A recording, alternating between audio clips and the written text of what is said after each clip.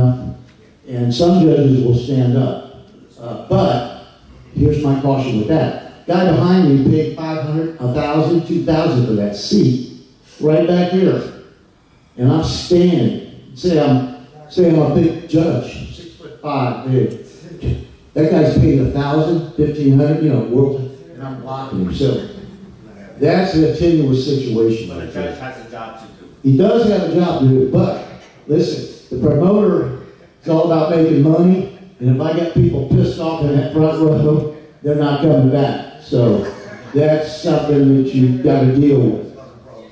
Another thing with judging, you got to show up with more than one pen, more than one pencil. That seems like a very simple thing to do, but you got to have something to write with and check all your gear. The other thing with judging, you've got to be able to understand what boxing is all about as far as, is the contact, was that a solid punch? In other words, did that land on the surface area in the scoring zone with some pop, with some fire, all right? Or was it this? That's not scoring. I'm touching it. That's not scoring. I'm not stepping down the grip, so I'm just touching it. And if it's out here, that's not scoring. Where's the scoring zone? Right here down this line, right down here. Some people try to tell me the arms are scoring. That's not true. The arms are for defense. The scoring is the best area down here to the umbilical cord and around the backside. And that I don't think people know that. Here was a bad habit that Foreman had. He bent Chris down with him in the kidneys. They did that to Alex Stewart and knocked Stewart down twice in the first round. But that's the night that Alex put him in the hospital, broke his nose. Have you ever seen the pictures of Foreman's face? He looked like a rodent. His face was so swollen here, he split his lip all the way through here. Eyes all beat up. He said, I'm going to get a worse beating when I go home and my wife sees me. He ended up winning because, Alex went down twice. Both of those punches were kid hard. I wouldn't want to let George hit me because of that armored suit. Yeah, he had a habit. Like Ali had a bad habit of doing this. And when I went to China with him for 2 years, that first time we had the ring, everybody had to do some sparring with him over there. Because we were 52 years old, he was still good. He had a little trimmer here, but he could get around.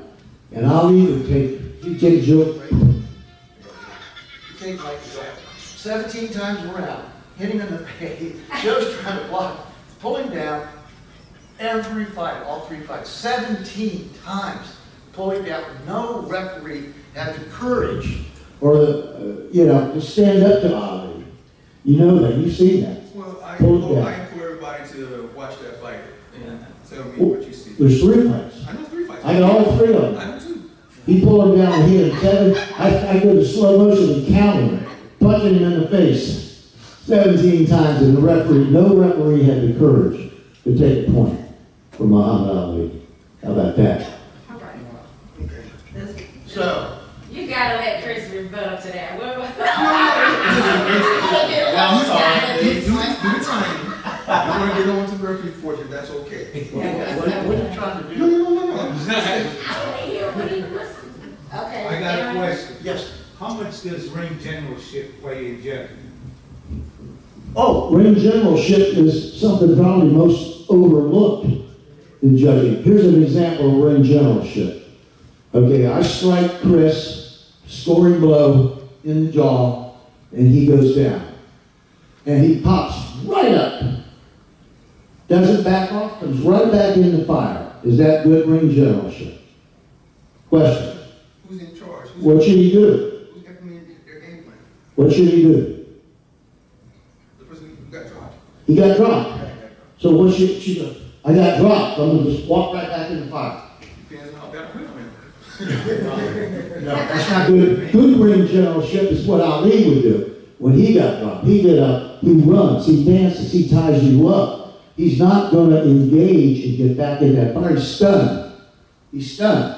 You know that. Anybody that's ever boxed, you know you're stunned. You can't walk back in the fire because every time you do that, you're going to get finished. You gotta add. That's when you get finished, right there. So I'm just trying to show you ring generalship. Give me another example. Alicia, what's ring generalship? So what we're taught now when we're judging, ring generalship is you're the one controlling the fight. You're the one that's making the other person change their tactic. Good. And you're the one that's bringing the fight, bringing it in, switching up here, and you're doing that. So you're controlling the ring and the movement into the ring. And that is what ring generalship is. And what I was taught. And I was taught that by my good friend. Yeah. Yeah, that's part of it. So you're talking about a boxer. A box, and a that's slug. what, it's Not necessarily. not What happens when- necessarily, it's What just, happens when you have two counter punches? it's a boring fight. Who's controlling the fight? How's the ring The general? thing is, when it comes to effective punching, That's the aggression, number- that's the number those one. your biggest ones. Yeah. Okay. Ring generalship comes if everybody's equal. Let's say me and Chris is fighting. We're hitting 15 each other. We're hitting each other hard, 15 times each, and we did equal damage to each other, right? So and we're moving everything. So we go down to they're hitting, but he's hitting all the way back. She's pulling her will on him, even though she's getting hit. I guarantee you, even though it's even, if I'm making him go over here, making him go over here, I'm going to get that round. So styles play a lot. But in it's ring the generalship. last technique that we're looking at when it's an even fight. That's when ring generalship really comes into play. Well, the What last about thing the you look at is, tempo? Like how That's fast part or of slow? that's the part four of things you it. look The at, tempo is. the four things you look at, ring generalship, the third. The fourth is sportsmanship. How do you handle that, okay? So I knock Chris down, I don't go to the neutral corner, I stand here and taunt him. That's a negative. Or I may be threatening him. I didn't show any type of professionalism in that situation. So like they're talking about ring generalship is how you're going to control that guy, like Ali. Amateur ring professional. Ring generalship Okay. and professionalism, so, and sportsmanship.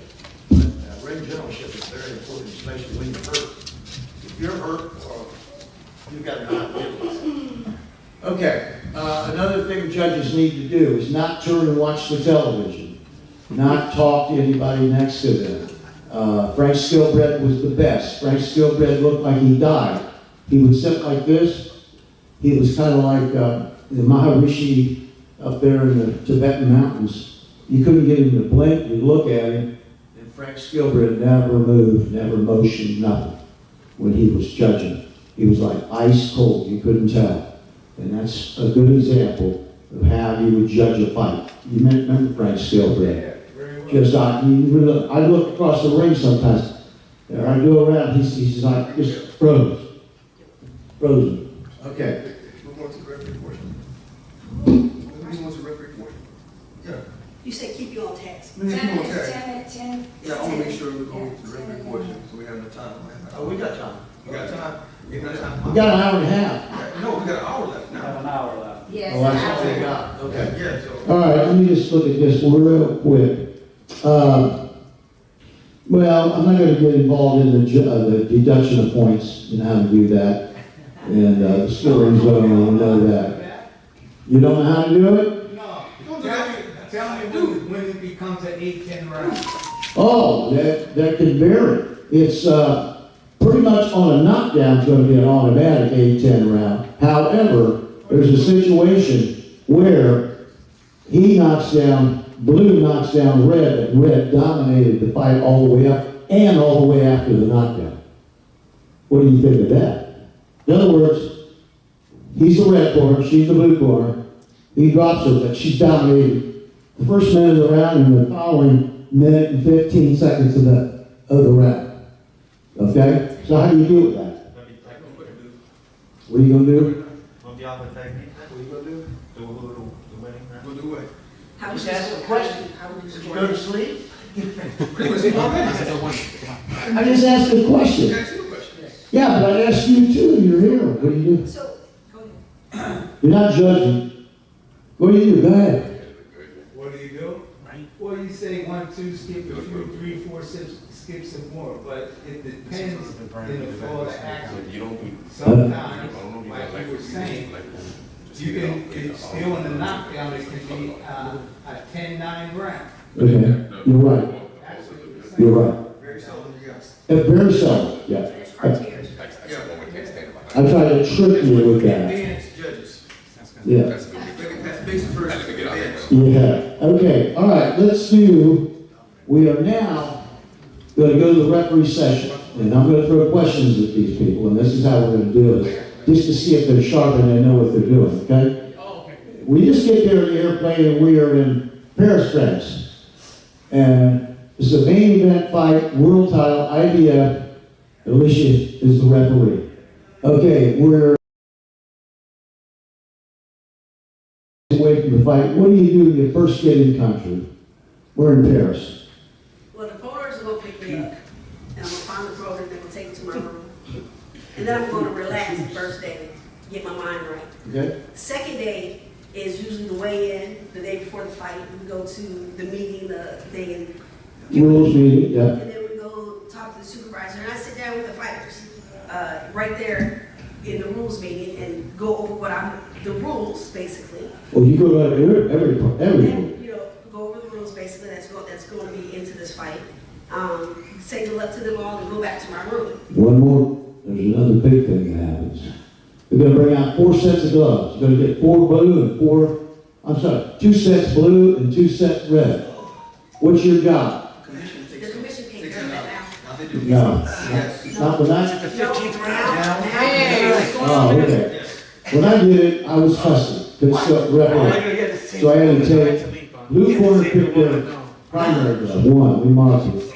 Red corner get their primary, we marked that. I put both sets, meaning 4 gloves, in a bag. I take custody That's how they use it. till 11 o'clock tomorrow night, like on HBO. So they changed that. Yes, Okay. Now the supervisor of that whole title, Okay. he handles all of that. Okay. I'm there when they're looking at the gloves, Okay. but I don't touch the gloves at all. Okay. Okay, well, during the Rules Committee meeting, are you, in other words, let's say it's the NBA title fight. Butch couldn't speak German, so I could speak and read and write German well enough to be able to give him the rules. What do you guys during the rules, like when you just I do, was in Mexico and I didn't speak a lick of English, but we had Spanish, sorry. But we had an interpreter. okay, And usually, there's times where I've asked Efron, because we worked together, we Right. didn't have an interpreter. Right. And he's translated what I said it. okay, good. So she was able to do that, because that's important. You gotta be able to understand the language and communicate the language, because now you're gonna be working with 2 guys that both Mexicans, they speak Spanish. So, there's just so many important things. All right, it's the night of the fight, it's an HBO fight. An hour before, you're gonna go in the locker room. What are you gonna do, Chris? You're coming in the locker, I'm George Foreman, what are you gonna do? Well, first of all, before I go to the back of the locker room, I grab the supervisor, whoever my organization is. If it's happening to undisputed title, I'm getting all 4 of them. Yep. When I go in there, I introduce myself, I figure out who's the fighter and who's the chief second. If there's any music playing, I will have them turn the music off. Correct. The only people I want to speak to is the chief second and the fighter. Correct. Everybody else is just hang on. So I introduce myself, blah, I acknowledge who they are, I give them my rules. And once I get over my rules, I ask them, do you have any questions? Sometimes they do, sometimes they don't. And I go into the same next locker room, I tell them, back. Same thing. You know, and then if any questions, then good luck. I see you out there. Yeah, it's about, we spent about 5 minutes, but we want to turn off the sound, put the boom box away, and eyeball them. Roy Jones, I made him sit right here. George Foreman, I had to stand him up about right there. You got to get in their face, and you got to turn out all the flap, all the other crap, and tell everybody to shut up, like Bush Lewis, no shirt Lewis, was back there in Parkland when I did the fight in Atlanta, trying to create havoc. You got to be controlled. That's part of having control. From what she did from the time she got off the airplane, to the press conference on Wednesday, to the physicals that weigh in on Friday, to the fight night on Saturday, you have to be in charge, and they have to know you are in charge. All right, yes, we're getting ready to have a fight. Alicia, what are you going to do? Fighters aren't out there yet. You and Michael Buffer are up in the ring. What is your purpose to get up in the ring before anybody else comes in there? What are you looking for? Just checking the ring to make sure that if there was a fight prior to mine, if it's a world title, there is, making sure that I don't know the technical term, but the things that hang on the ropes, the sides, make sure they're spaced equally, make sure there's There's nothing on the floor that the fighter can trip on, or myself, can trip on in the ring. And then that's basically just wait for the block to be real fast. Yeah, sometimes you'll have planks in the floor, they separate, and that's the divot, you gotta check that. Go ahead, question. Yeah, how about checking the roads? We do, usually, that part usually is like before we get anybody there, like we're having to be record report. That's So first thing in the here. first thing, so we get the What is ring. another fight? So, And usually, we just pay attention, but we just don't go there and check after every round because they're pretty secure on what they have. But we do make sure that everything is straight because we don't want to have too much of a gap and the fighter gets in that center and then they fall through because there's nothing to hold them. And the ring pads, you wanna make sure the ring pads. Back when I was young, you didn't have this big long pad, like you have now. It was just a turnbuckle pad, just small turnbuckle pad. And, so, go ahead. On each one. back in the day, Oleg Moskiev and Kurt Johnson were fighting. Mm-hmm. Kurt Johnson knocked Oleg Moskiev out of the ring.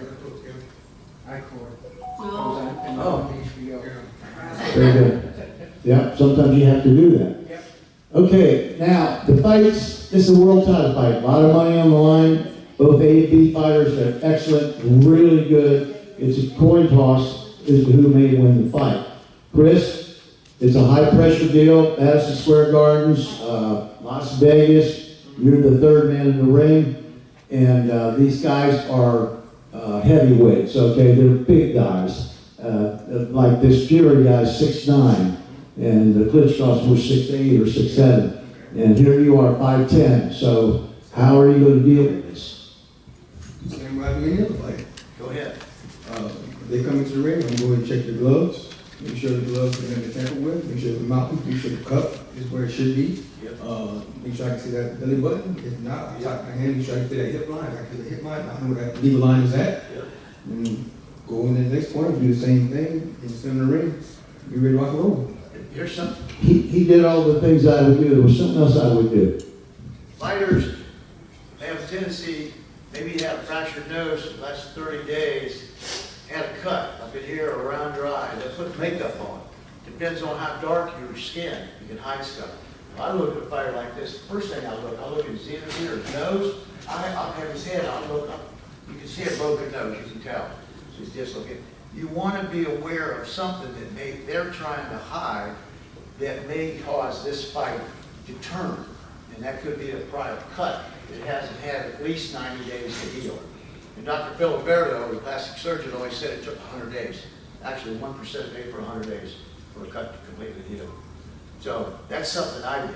Look at that, make sure. And like you said, the midline here, the umbilical, right here, some guys would have a tendency to pull that trunk up because they want to think that that's illegal. That's still a good punch. And I would tell them, it's a little hot. Chris, so right here, that's still good. And by the way, scoring the punch, let's talk about that. Come up here real quick, would you, young man? Please. Yeah, please. Come up here for a second. I want you to do something. You guys don't have belts on, but let's go to your belt line. Let's do this. Let's tuck that in. He throws a punch right in and put it halfway. Cover that line like this. See, come in here. That is a legal punch, even though it's still above the line. Okay? It wasn't all the way above, but it wasn't here, it wasn't down here. That's important for people who are judging, and the fans, and the referee, to see whether that's a low blow or not a low blow. Yeah, because the punch has to be totally below the line. Correct. Consider it illegal. Another thing. Heavyweights will do this. Foreman's really was bad. Big, strong heavyweight, Ernie Shavers. He'll throw a punch here. You know where I'm hitting him? On that joint. On that joint. Why am I hitting him on that joint? So we just stop moving. Have you ever seen a fighter do this, trying to get back to the corner? That, you can paralyze that nerve in there. Boom! Hit. I don't know if you can notice that with fighters. They'll go punch and try to hit you on that joint. Especially heavyweight. Like, No, trunk are precise. You hit that thing and you lock that joint. yeah, right here. That's old school trick. No, it's on side. It's not side. Turn. That's side. Side is Side is in the back. They make your legs like We have a position back here. Truck and trailer Tell them precise. it's a joint. Tell them, you hit that joint. You hit the joint. No, sir, listen. Sciatica comes out here. Yeah, that's the Comes out here, goes out here. This area right here, choke and turn precise, you have and you can lock down the joint right here and actually paralyze the joint. And inhibit any type of motion, abduction or anything, so. For how long? Oh, God, depends on which it. Talk to your ex-wife. Have you guys ever been? Have you guys ever? Haven't you ever been flogged? Have you ever been? You know, when you were a kid, nobody ever hit you, frogged you. You know how you do it, frog a muscle. You never heard of that? Frog. Yeah, happens all the time. Tim was It's nuts. right now. Man, that shit hurts. You can't get it up after that? In the middle of a box, pardon? Like making love, yeah. What? You can't get it up after that? You want to get frogged on the hip? You can't move. All You right. know. Okay. Dummy bun. All right, what have we got going on? Too much for my kid, yeah. Okay, we got 10 minutes, well, 12 minutes after 10. Okay. Okay, we got plenty of time, plenty of time. Okay, We still got. No, we have still got 45 video. minutes now. let's advance to that. You, Chris, take over. You want these two to engage, and you're gonna be the referee, right? A little later. Is that what you're gonna do? A little later, there's a few things I wanna, All right, go ahead. Let's do the video. okay. We got time. Before I do the video, okay, as you know, sports boxing has evolved throughout the years. From boxing, I guess from boxing for physical contact, even judging, even refereeing, even the medical part. You know, back in the day, when John L. Sullivan was the heavyweight champion of the world, you know, his guard was like this. Now, I ain't seen no few people who would actually win a fight today with that guard. Even with just Joe Walcott movement, the shuffle, James Toney took it. From the lateral movement from Jimmy Tunney to Sugar Ray Robinson, Muhammad Ali, it evolved from the cross-arm defense with Archie Moore and George Foreman. From the peekaboo defense with Floyd Patterson and Carl Torres and Mike Tyson. Even Felicia with George Benton and you want to claim Pernell Whitaker and Floyd Mayweather. They evolve along with the times, okay? And as referees, we had to evolve as well. Now I want to show a clip of some fights from back in the day. You can see my team is your time, but there's some good fights that were ended. Now in today's standard, it would be considered late, totally late, and some of the knockouts were brutal, some of them were famous. And you will see these were good referees. I'm not throwing shade on these referees because like I said, they were classically the Hall of Famers. But their referee style from yesterday cannot work on today. Okay, hey, you are who you are, okay? So, what's the clip real quick? Okay, good. Yeah, let's do it. My bad, man. Wait, just leave it on. Ma'am, could you please put your phone on silent? Thank you. It's here, it's on sound. It's still playing music. I need you to take And nothing can make a crowd come alive more than seeing a brutal knockout. But there are very few things that can make an audience more upset than seeing a man's health at risk because of a referee who can't recognize when a fighter is helplessly taking a beating. In this video, we'll take a look at some egregious performances by a boxing official where it was blatantly obvious to all those watching that the fight was over, but wasn't clear enough for the referee. Rainy Day Boxing brings you 8 of the most ridiculous big stoppages in boxing history.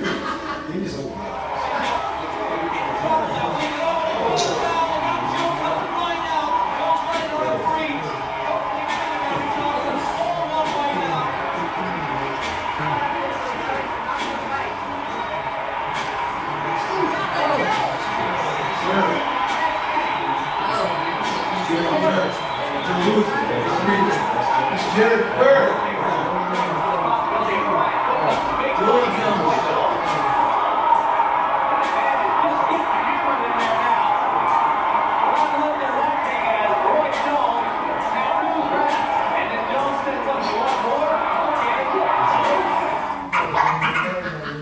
I'm not going to back up, I'm not going to run.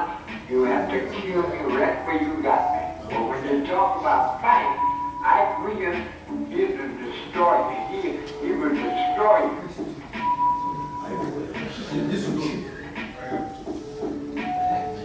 Legendary champion Mike Williams was one of the best lightweights in history, and his rough-edged opponent, Bo Jack, win streak, Ike put his title on the line. It was a battle of the relentless brawler, Jack, against the sharpshooting Williams. There wasn't a moment's rest, with both fighters trading continuous blows until the 6th round, when Ike unloaded a murderous barrage of punches.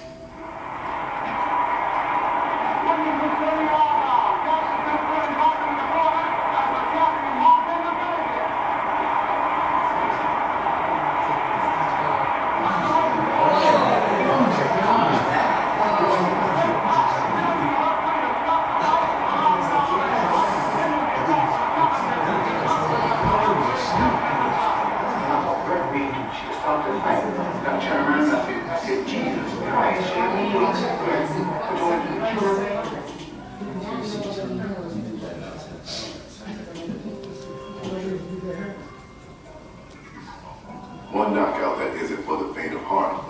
An instance when you could see members of the crowd turn their faces from the brutality in the ring. A frozen Roger Yanez seemed to forget why he was there that night, as a senseless Bernard Benton was hit with more than 30 uncontested shots.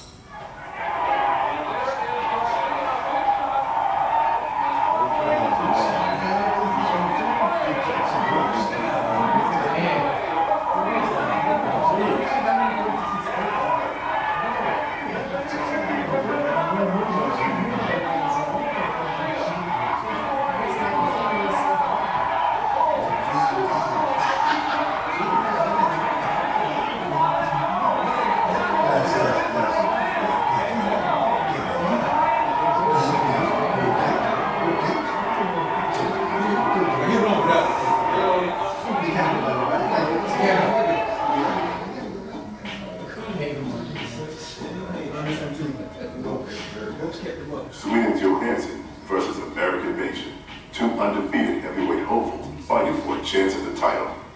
Nation was a durable fighter who later in his career would fight the who's who of the 60s, with the likes of Cleveland Williams and Sonny Liston being unable to stop them. But Johansson's vaulted right cross, nicknamed Hammer of Thor, had enough sting to drop anyone it made contact with.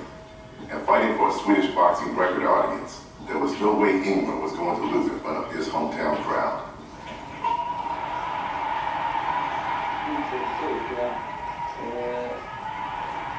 Chanser då rätt lätt att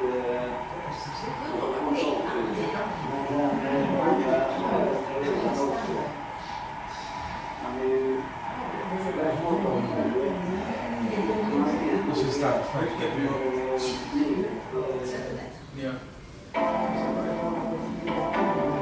We don't have to go through the whole thing. We gotta go. Keep playing.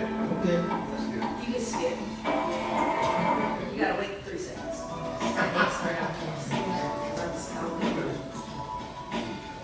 Roy Jones Jr., at the peak of his power, was near unstoppable and could have his way with any man he faced. Richard Hall was a very dangerous puncher who had knocked out all but 2 of his opponents. Some referees were 5 to 10 seconds too late to stop in the fight. Referee Wayne Kelly allowed Roy to punish his overmatched foe 5 rounds too many.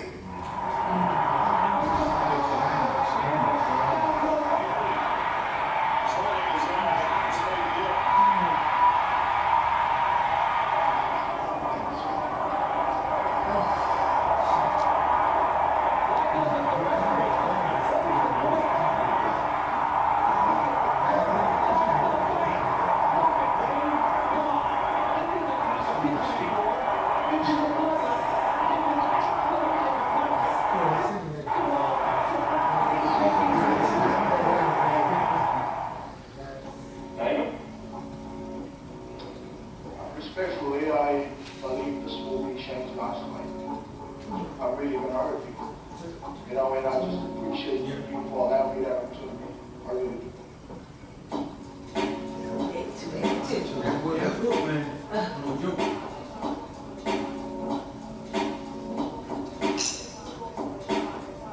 If there's one man you don't want to upset, it's David Tua. And in the build-up to their fight, Shane Cameron made it his business to rile up the renowned Samoan puncher. With a very poor performance by referee Bruce McTavish, a clear-minded, cold-hearted Tua was allowed the opportunity to do more damage to his opponent than necessary.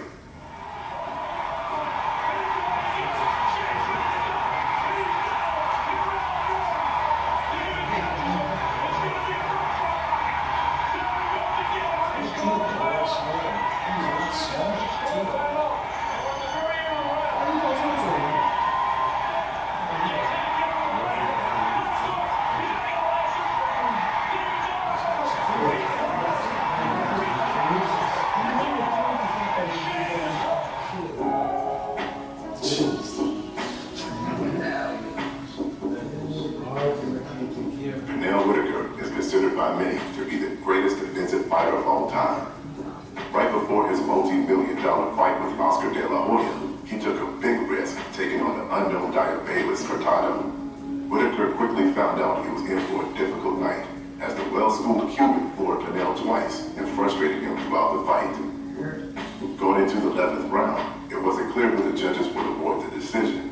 Whitaker's corner urged him to go for the knockout, and in times where drastic action is needed, like all of the greats do, Sweet Pea pulled it off.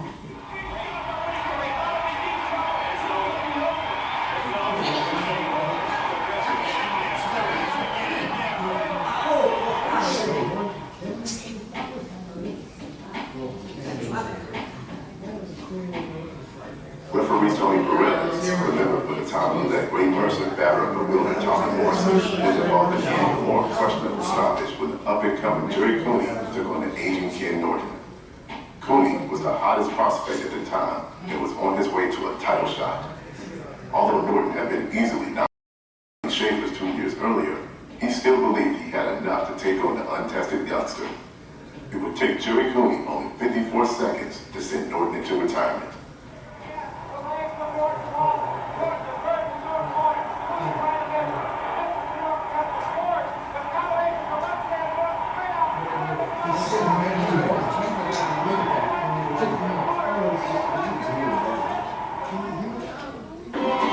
Running a small family business out here isn't easy. And we got a lot of help from Amazon. They handle all of our shipping and logistics. You know what else isn't easy? Goat yoga. Why is this a thing?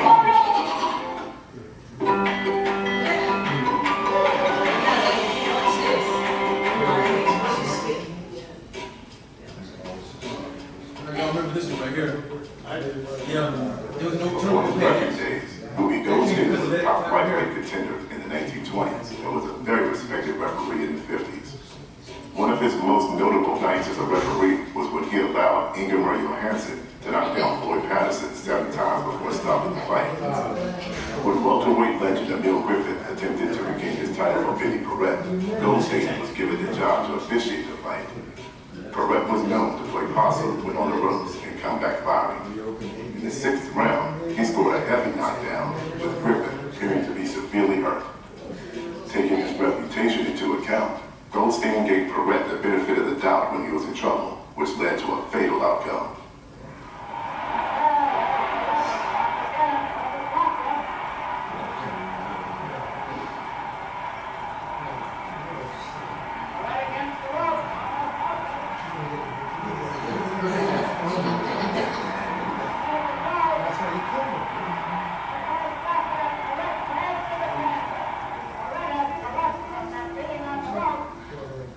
Perret was rushed to the hospital, but unfortunately died 10 days later from brain hemorrhaging. It's theorized that his death had a lot to do with his previous fight with Gene Fullmer, where he suffered a terrible beating. That's correct. Many criticized the New York State boxing authorities for allowing Perret to fight just several months later. Referee Ruby Goldstein was traumatized by the event, having nightmares and flashbacks to the fight. He would referee only once more.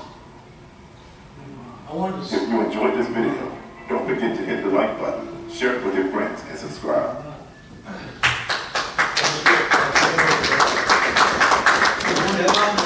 Comment on that they did elucidate that 90 days prior, Ben and Ken Perret had taken another serious beating. He should not have been allowed, medically not, to go to that fight. So that just points out to how we try to evolve and improve, you know, with the safety of the sport, because this is a brutal sport, there's no question about it. The referee's job, he's got your life in his hands. He's got to make a decision, got to make a call. Sometimes you'll see flurries, the punches aren't landing, or the punches are not hard. There'll be sometimes a guy will be just rolling, catching, bobbing, and it might be a 30, 40 punch flurry, but it's not scoring like some of the scoring blows you see. And it's when those heavy blows are landing and that head starts snapping, that's where you got to make that call. Could there be things that we see in the ring that the fighter and the fans don't see what we see? Yeah, a lot of times when the fighters shell up, I think I'm gonna look at it, his or her eyes. Is he playing possum? Is he watching? Or his eyes are closed?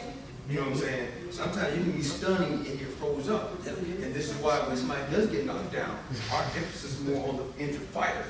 Because I want to watch he or she make sure they're able to get up on their own. Because they have to go to the ropes and hold on to the ropes. That's when equilibrium is not great. Can they get up on their own? You know, we watch their gait. Because I'll give it 4 count. Because I have 8 seconds, not 8 seconds, I have the 8 counts to be able to determine whether or not I should just fight to continue. You know, I may have the fighter walk towards me. Depends how bad knockdown. If it's a flash knockdown, don't need it. If it's a bad knockdown, like some of these we saw, he walk left, walk right. It's called the gait test. I like to call it the sobriety test. That's just me. Okay. And if they're like this, then fight's over. Or if they give me a 1,000-yard stare. Yeah. Yeah. They don't respond. I look at a kid, he's like this. See my eye? You want to continue. It's hurt. Yeah. Can't defend himself. What I want to see is he's like, yeah, I'm ready. Let's do it. Now. That's what I don't want to see. I don't want to see you. Lights on, nobody home.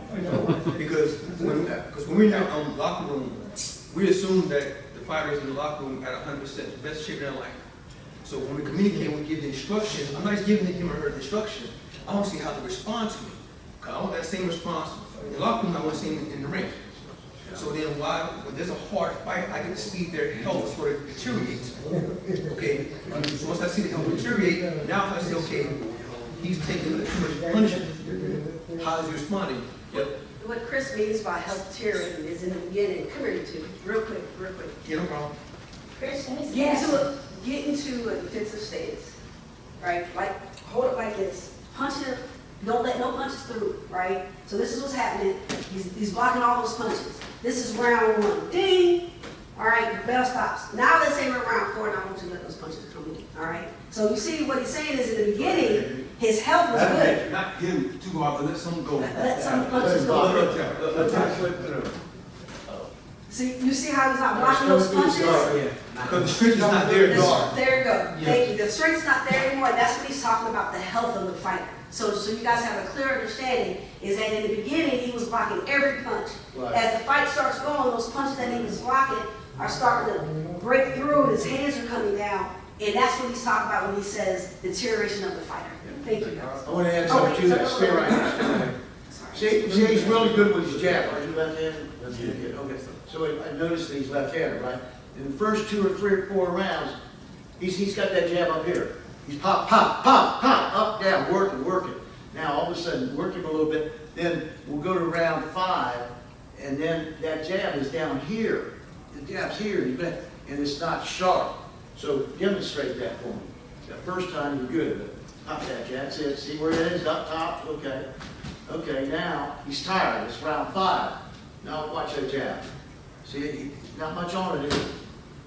See, that guy's picking it off. So that's what Chris is talking about, deterioration. Or he's winded. You can see a guy's winded. He's breathing through his mouth. You can hear him. So he's deteriorating. There's all little subtle things that Those small things that we have to look out for. I want to say something. Go ahead. The chief seconds in the dressing room. Like you said, you want to test a fighter and see the way they are. Referees have different styles. Okay. And I'm putting this in for instance. In the dressing room in world title fights, I've been in many of them. I always ask the referee, as he gives his commands, I ask him something. Let me see you count to 10. Because some referees say 1, 2, It's on their time. 3. Some say 1, 2, 3, 4. out the door. I always ask them in the dressing room, let me see you count to 10. I didn't ask that. So you get their time down. No, everybody, he got his own No, style. I understand what you're saying. I understand. Let me address that real quick. Let me address it for a second. I practiced at home on my own. Listen. 1, 2, 3, 4, 5, 6. You put a clock on that, I'll guarantee you I'll be plus or minus a quarter on that. You hear what I did? 1,000, 2. But it's I see people go 1, 2, 3. It's a 10 count. Not 10 seconds. It's not 10 seconds. You're never gonna. It's never going to be exact. 10 seconds. Yeah, see, It this may is be why, 10 and a half, it may be 11. this is why Air very on the important. side of more time is better than air on the side of less time. Well, We saw it in the if you're a video, fan, Chris, I mean- we saw it in the video that Chris played. We saw that one referee going 1, Yeah. 2, Yeah. 3, 4. And as we go to the seminars and we go to training, you know, I remember when I first started, 10-second count, I was half a stop clock, 1, 2, 3, trying to match the time clock for a 10-second. It wasn't until I started going to these classes that I realized it's a 10-second count. It's not 10 seconds. It's not second, it's 10 count. It's a 10 count, and it's my count. And I understand why you're asking that question, is because you want to know, hey, he has a fast count, so you can't like cause a problem. You can't take a knee, you take a quick breather. So you can't, so I understand that question. But you see why I did it the way I did it? Because I practiced that with the clock stop at home, this interview, and that's a timing situation. You gotta have rhythm. Just like a fighter has rhythm, gotta have rhythm to do it. It's But gotta the be rhythm- consistent. But the rhythm also, because as referees may notice, we never start at count 1. It's always at 3 or 4. Yeah, we Because pick it up as normally, normal referee. our alternate referee all the time, keeper, he or she, they're using this. Yeah. So I'm using that cadence. Yeah. So go to the corner, I pick up the count, I'm gone. And she goes silent. And she's this following time- me, but I'm still counting. In this era before, they didn't have that They mandatory. didn't have that. And this is why you ask And- questions. Yeah, for count. because everything changes over the Okay, years. fine. I mean, you have to look at the progression of refereeing, period. You know, in the back, beforehand, and Chris will tell you, because he's the one who knows all this stuff more than I do, is that they didn't have refereeing when boxing started, right? Or you had somebody with a hat on, just, Yeah, that could be outside, by the way. You walk outside on the apron with a straw hat and tie. Also, I got a picture of Louis Verpo knocking Dipsy out of the ring, and Verpo, the referee had a long tie. He had a long tie, not a bow tie. And so everything's evolved. They had straw hats when they went outside. They you know, like Willard when he fought Jack Johnson and those guys. The referee had a straw hat, and it's changed. Because It's changed. I didn't change more. I'm sorry, go ahead. Well, I just want to say that the referee got a count going in his head anyway, because Yeah. it has happened when you've looked for the count, they weren't counted yet. So as soon as that fighter goes down, we've got a count going in our head in case we have to. Not any of you guys. I'm saying it's happening. No. I'm just saying it's happening. It just happened. You got a question? The way Hold, got a question? the way he count, the timing between 2 seconds is measuring with his hand, right? I think I understand. That is important, the way you guys count. That's the way he counts. That's the way that's the way. everyone has We different. were taught, because if you get buzzed real bad and your vision's blurred, this ain't gonna do it. You don't know what my count is. Because you can't see You it. can't see. So we're taught to put in the guy's face or go down to his or her level. So I may go 3, 4, 5, and I do it that way. So he or she, even though I might be, I've always right. yeah. He's going one finger at a time. I've seen referees, name say their names, Yeah. and fighter be on their knees, holding their abdominal area. I see this. I'm like, how does he or she know what count? That's for the crowd. You gotta come right. You correct. You gotta come For that referee, you correct. Yes. You gotta go right. It was a joke with No. You gotta go right to where the fighter is and whatever, that position, and you're right, like if he's laying there, in your count, you gotta look at eyeball him. You try to. Try. Because if he's like this, I try and get down low so I get my fingers in his face, Right, or her that's face. right. And then I'm like, okay, sometimes count 7, they ain't moving, I was like, he ain't getting up, or she ain't That's getting up. right, you did it right. Yeah. So, and nowadays, you know, if I work in other organizations, some commissions don't have inspectors. Yes. That's very, very important. Because the inspectors are tentacles, are eyes and ears in the locker room. Yeah, they're our first responders to anything that might be Inspector, going wrong. Yes. They might see something where a guy's putting some kind of grease on the fighter, hiding a cut, hiding a broken nose, this and that. Or he may be doing something with gloves, God forbid. Seen that? Or what the inspectors do when they're listening is, he's the fighter, he's telling me I'm the chief second, I'm done. And I'm saying, no, you're good. So a good inspector is gonna go to the referee and say, Chris, come here. Good point. Hey, the fighter's saying he's done, but the coach wants to continue. So either he's gonna, and correct me if I'm wrong, I might be guessing right, might be guessing wrong, but Chris, if the inspector told him, Chris is gonna ask the fighter. Yep. He's gonna go over and he's gonna say, I wanna hear from you, Yep. which is the chief second. Correct. I wanna hear from you while we're in that minute. Do you wanna continue? And if he hesitates or looks down, I guarantee you, if I'm wrong, correct me, he's gonna stop the fight. Again, you want to see the fire in that guy's eyes. If he's still got fire, but if he's like, where's my mom? Where's my mom? Where's my mom? It's done. It's done. When you get the shit kicked out of you, if any of you have ever had the shit kicked out of you, I have had that. Getting beat up, I guarantee you, you wish to God your mother was there to save your ass. That's another day. We're gonna fight.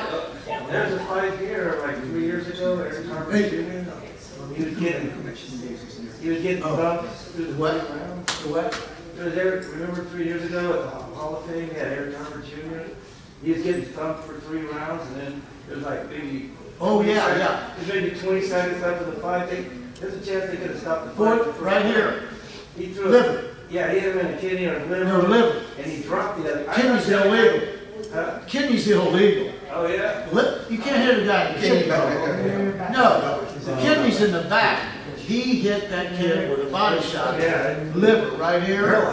Dropped. Chopped him like a bad habit. He was losing that fight, hands down. Losing. I mean, Target told you. Oh, That's about 4 years ago. 4 years ago. 2 years. And Because it was my birthday, January. That's 23. 2 years ago, yeah. Yeah. So that was the last time we had a fight.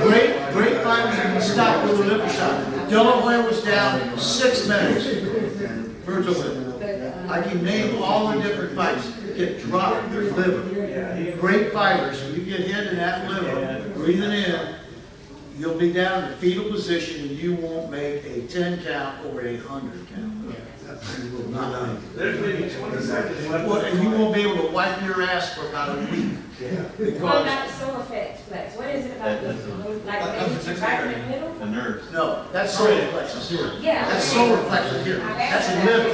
Yeah, That takes the wind, that knocks the wind out of it. And drops the And that is being not paralyzed. Well, you're kind of scared, they're scared, you Yeah, can't like get your this. breath, right? Yeah. Yeah. What do you say? You know why? Because the last limbs, all the limbs, they are connected to Yeah, yeah. here to the center. The last limbs is free. Yeah, yeah. Once you That's a hit floating rib. that punch, Yep. That's called a floating rib. But the liver, right here, that's why you see guys, conventional fight, driving, trying to catch you right in here. That's what they want to try to hurt. And that will take you, solar plexus here, most fighters are, yeah, and a heart punch, right here. You can stop a guy, you can cause his heart to palpitate. Palpitation. You can't catch it, you gotta come, it's about right about there. All right, we're gonna have a demo. We should have trucks here. All right. Let me do this real quick. So usually you gotta do, after we do all the instructions right, we bring them to the center of the ring. And in the center of the ring is where we determine where the belt line is, right? So his trunks are high, as we know, and this is what a lot of the fighters do, is they bring in these trunks and they think this is their line. But this is not their line. So this is his hip bone, don't move. This is his hip bone, right here. So really, this is where the line is. Right. So I'm gonna tell this young man, here and up is good. Now he's at regular level, so his right here is good. And this is what we do it in the center of the ring. And this is the reason why I tell the boxers in the back of the room, if I can't see your belly button when you come into the ring, I'm gonna have to guess where your hip line is. And you might not like where I put it. So that's what I tell them. And I see them all the time start doing this. When I say it, they start moving their shorts down. So this is scenario number 1. And I'm going, Chris is it. Yep, Chris is it. Okay, so it's not fair because I'm back to the crowd. So Go on that side. So. it's self-called orthodox. I know. Do it this Sorry. way. All right, hold on. Go in the middle. Miss Phyllis, this is for you. you, love. Yep.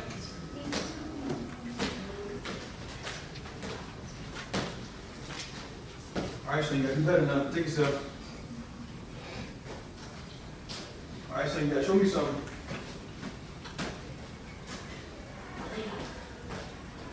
All right. That's it, son, we're done. That's it. No, that is when we have a stoppage, right?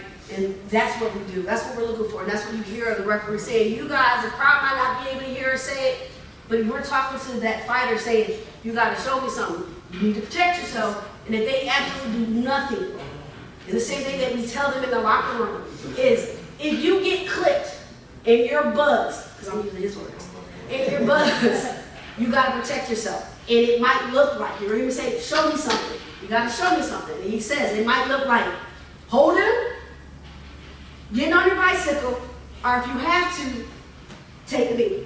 Okay? And that's what we tell them in the locker room. And when they don't do that, this is the Hey, result. Chris, the very last second, about last 20 seconds. Hey, Guys, guys, listen. listen. He bent over and he had more of a tactic gait. He had an unsteady gait and she was going down. So that tells you right there, that needed attention. Yes, sir. That's from my observation. I appreciate it. I'm my train of thought. Yeah, what Alicia just referred to, taking a knee sometimes. Oh yeah, great fighters can do that. I mean, say I got hit in the liver really hard, so I can't hardly get my hands up. So I take a count. I know I can still win this fight. I got to take that count because I got to get recovered.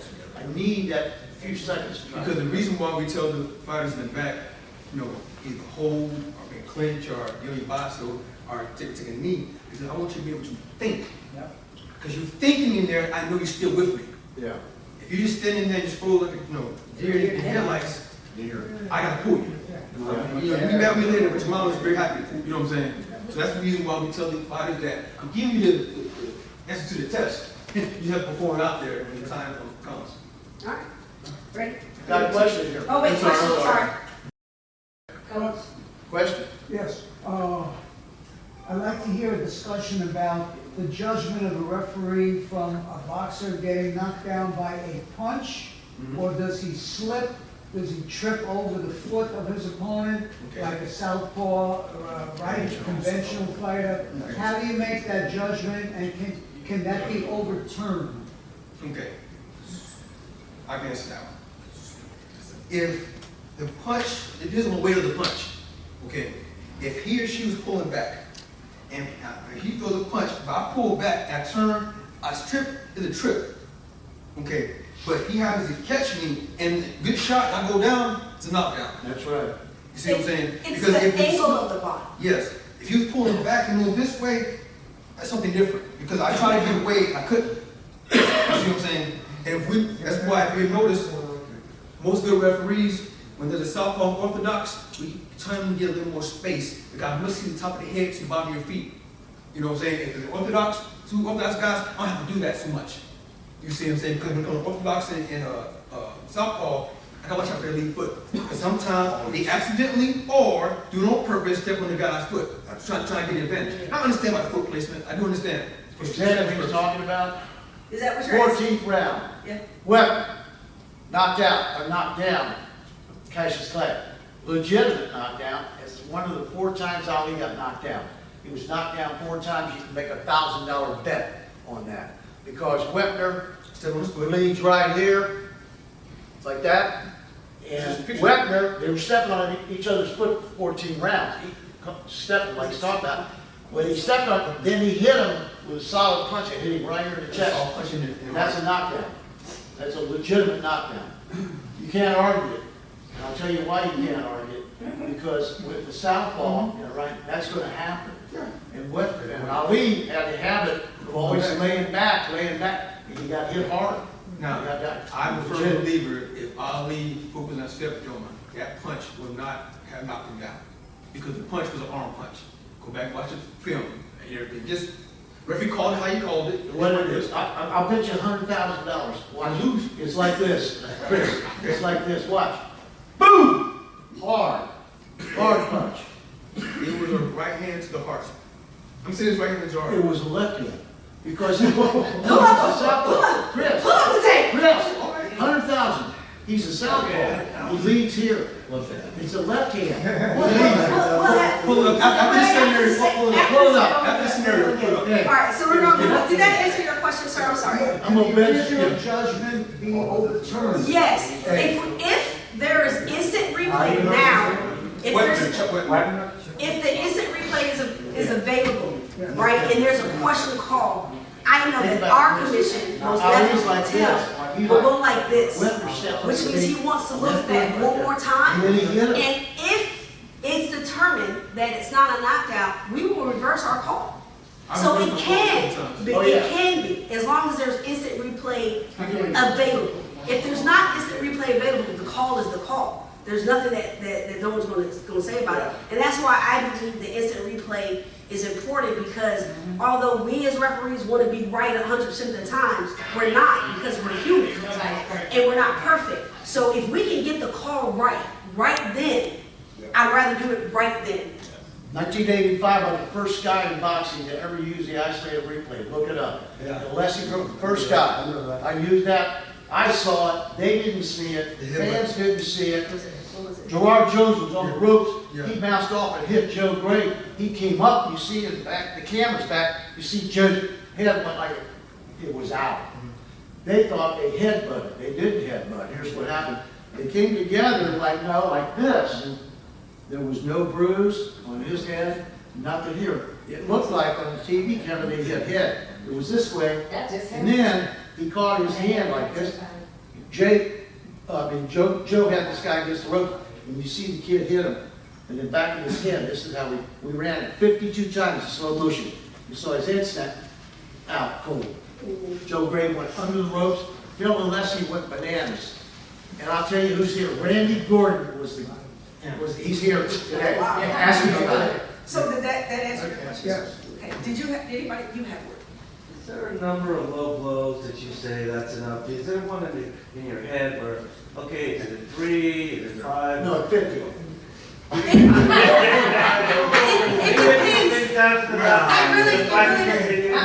really depends on what it is. Because see, if you throw a punch at me and it's at the bottom, but I see the punch coming and I go like this and it keeps hitting me, it's not low.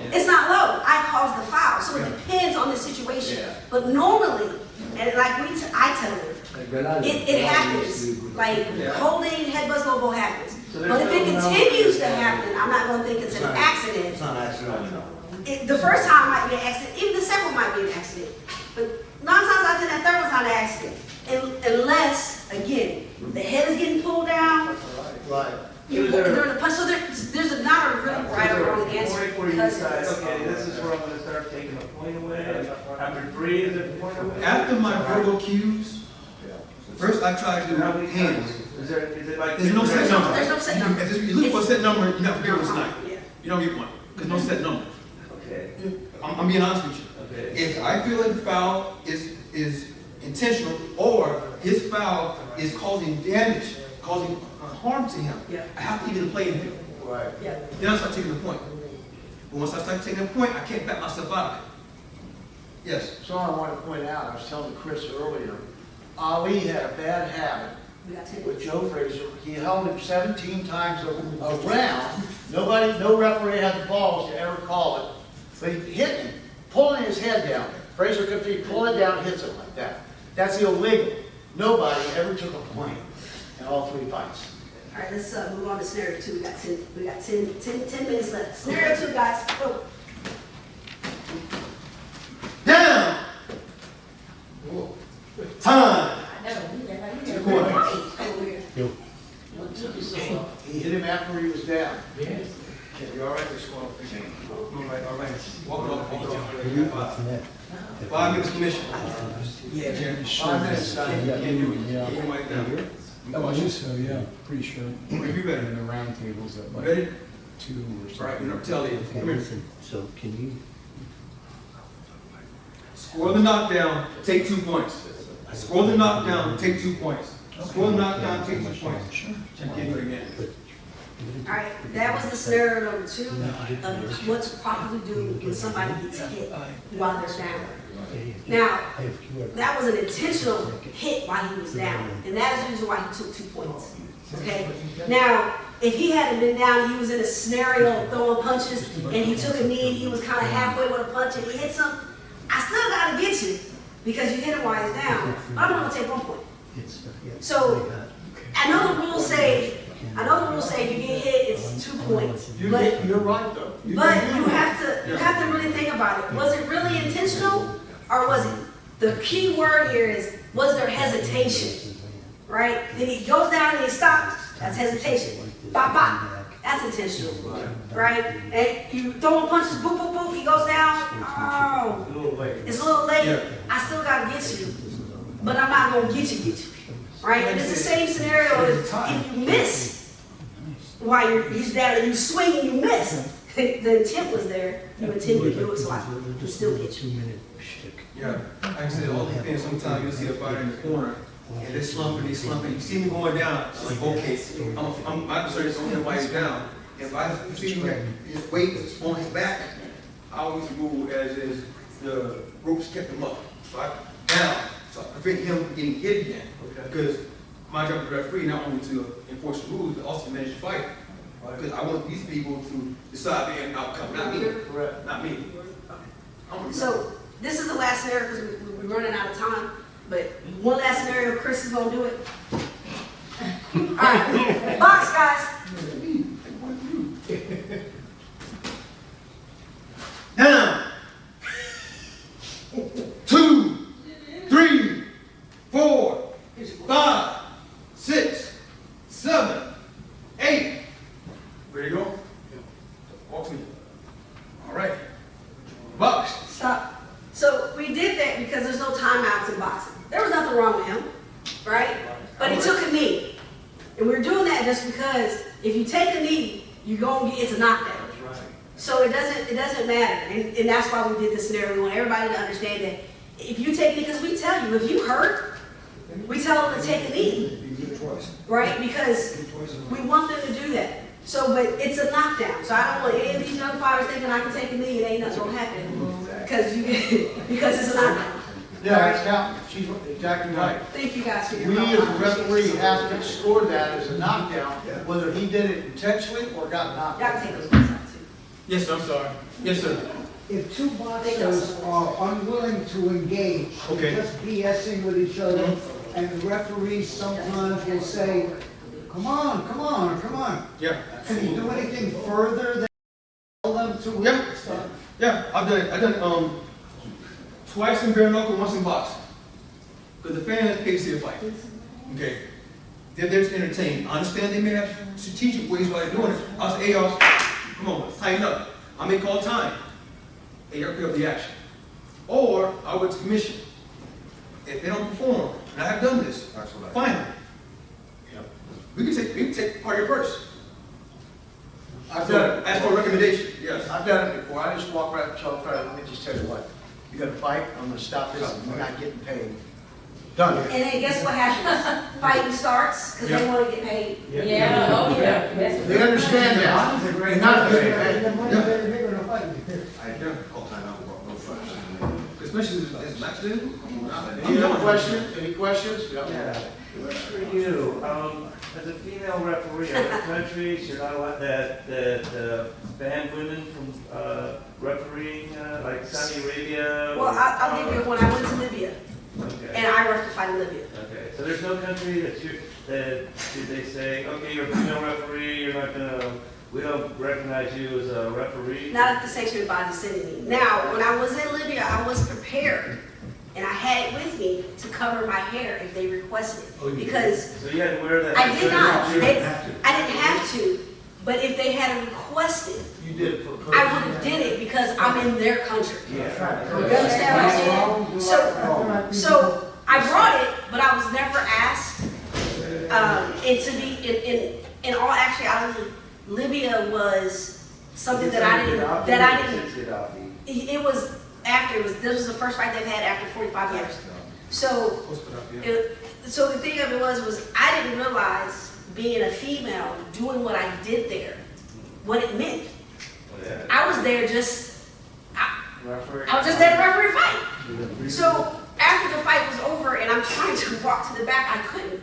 Because every person that was in that arena, miss, can I get a picture? Miss. And it got to the point to where I started, I got PTSD. To where the vice president, Lataro, the WBA, was sitting, grabbed me over my arm and walked me through the crowd because I could not get through. And it wasn't until I got to the back and I was like, oh, that's crazy. I don't understand that. Just history. And I didn't know it. So gentlemen, because do you know what you did for the women in this country? Yeah.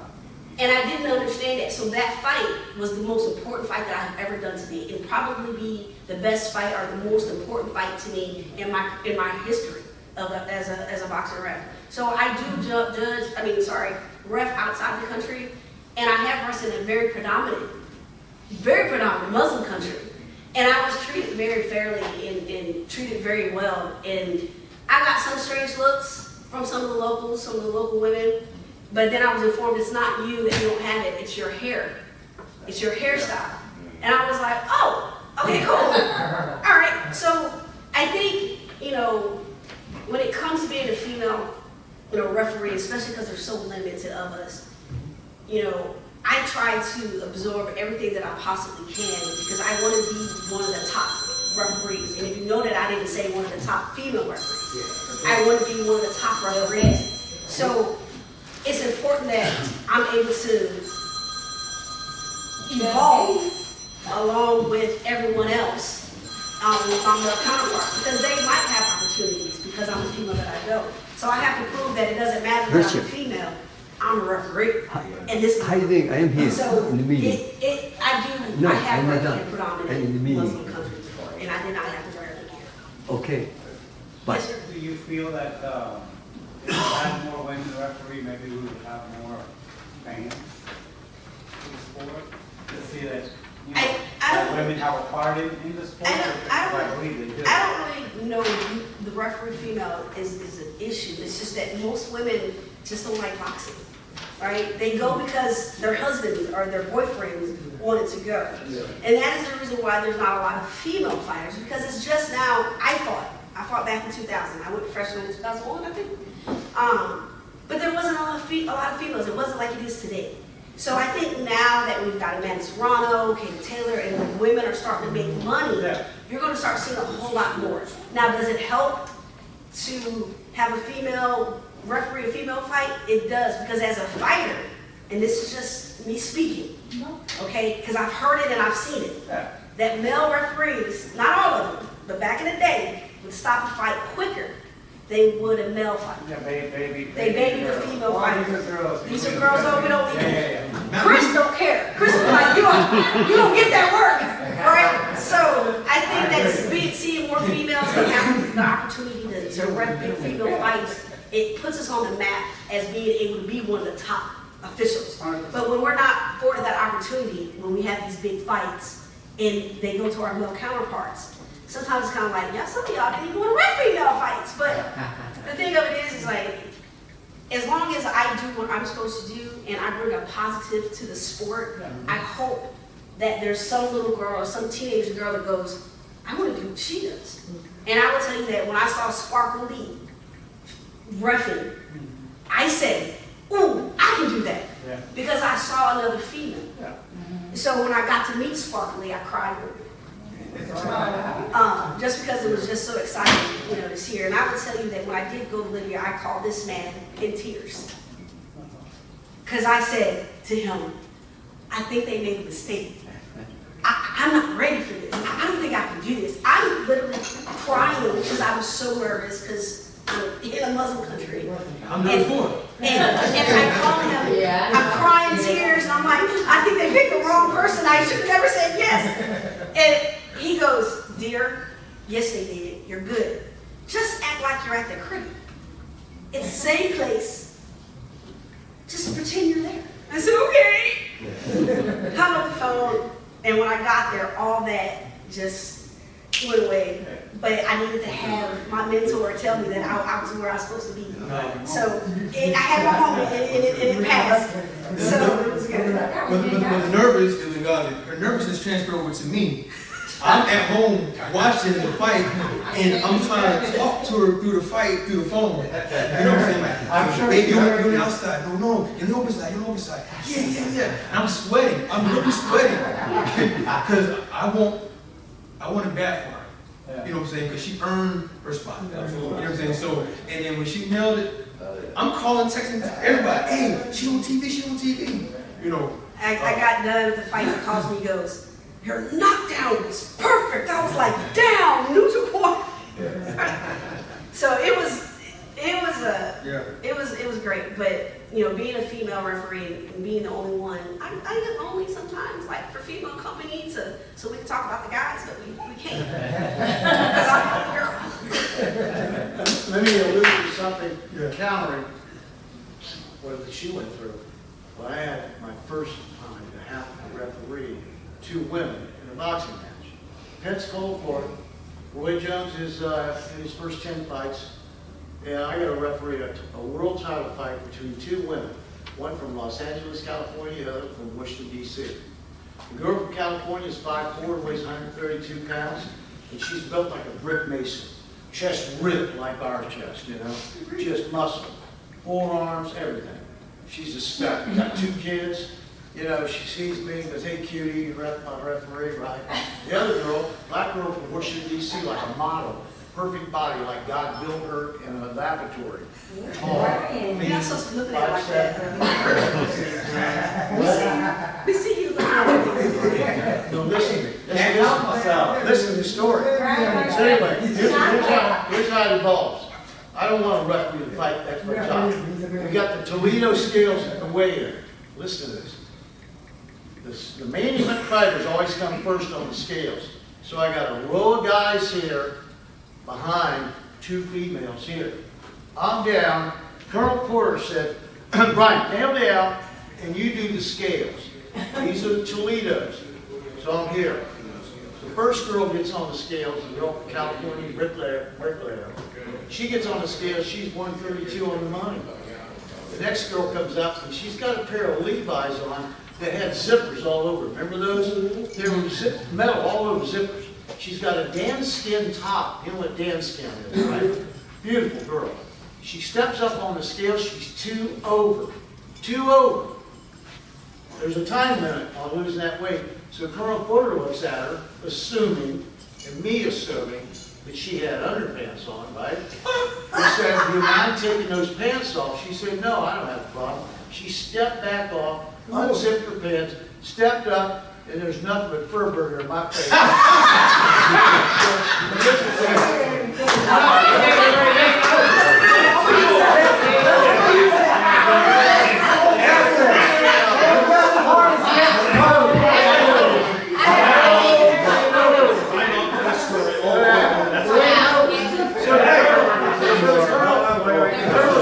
The colonel's looking at me and goes, what is it, Brian? I said, yeah, I told him what I said.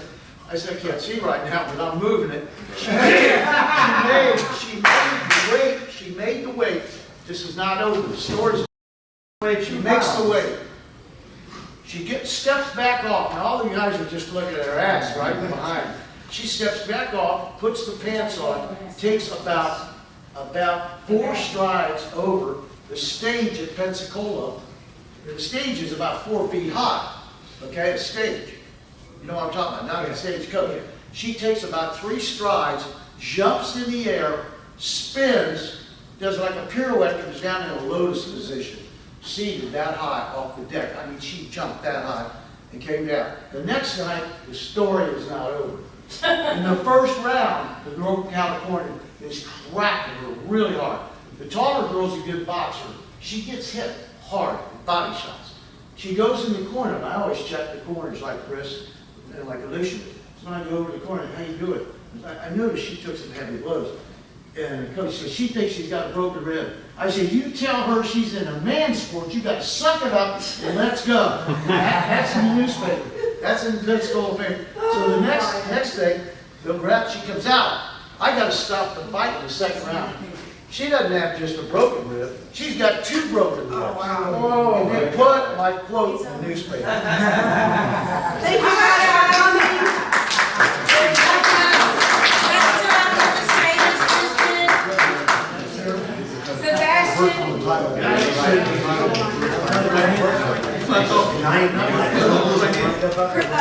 Just so you guys know, the next thing up is the documentary. Okay, here. Yeah. What time? 11. We already passed the time. So, yeah, I don't know if you want to take a, break to the bathroom or something, but it's coming up soon. Just a little over time. And that's the award-winning documentary. My wife's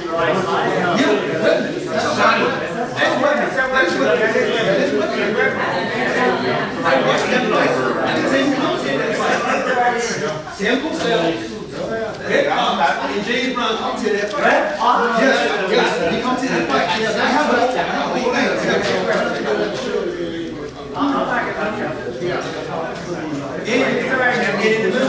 I watched it 3 times.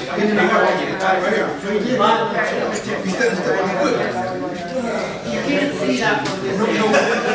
No, I'm sure. Okay. We heard about it, all right? Stick me in a blender, man. I can make a shake real quick. Give me a spoon. Sit down? No, I said it was a good presentation.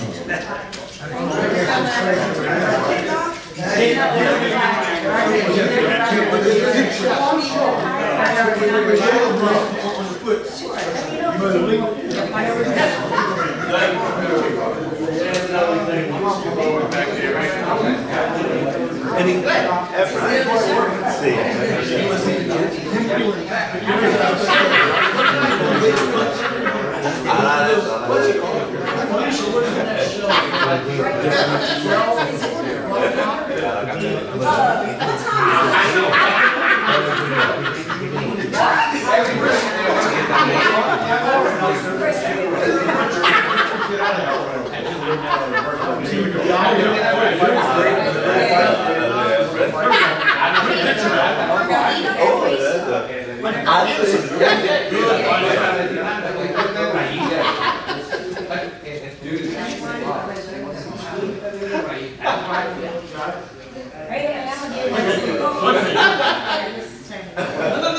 Picture. Oh my gosh, you're young. You're in this picture. I'm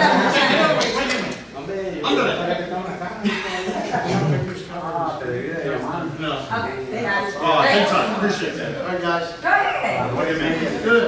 Oh, what are we? Hey. Look at that. Oh, you got it.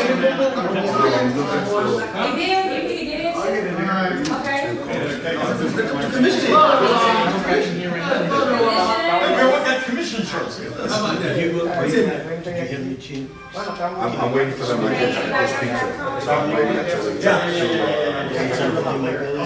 they said they're gonna let me know. So I will check on them. David should be walking in any second. I lost the phone. I'll send Phones you. are there. Some phones are here. Is that? Commission. I'll send it to you. Okay, hold on, somebody else.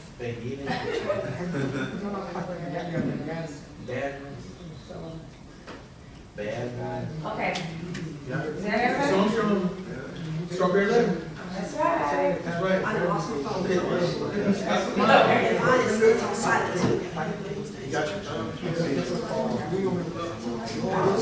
thought you said something about your phone. You said you placed it outside there. Moving the Yeah, No, that was my thing. I had my phone in here, so I turned off the volume. I know I need to go my phone. I'm saying, Some of you left your phone. No, I didn't leave my phone. My phone was in here. I turned it on. I can dial it. Who got it? It's on silent.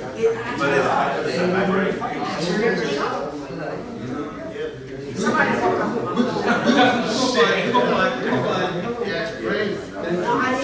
I always told them, I love to fight, but you won't like it. There's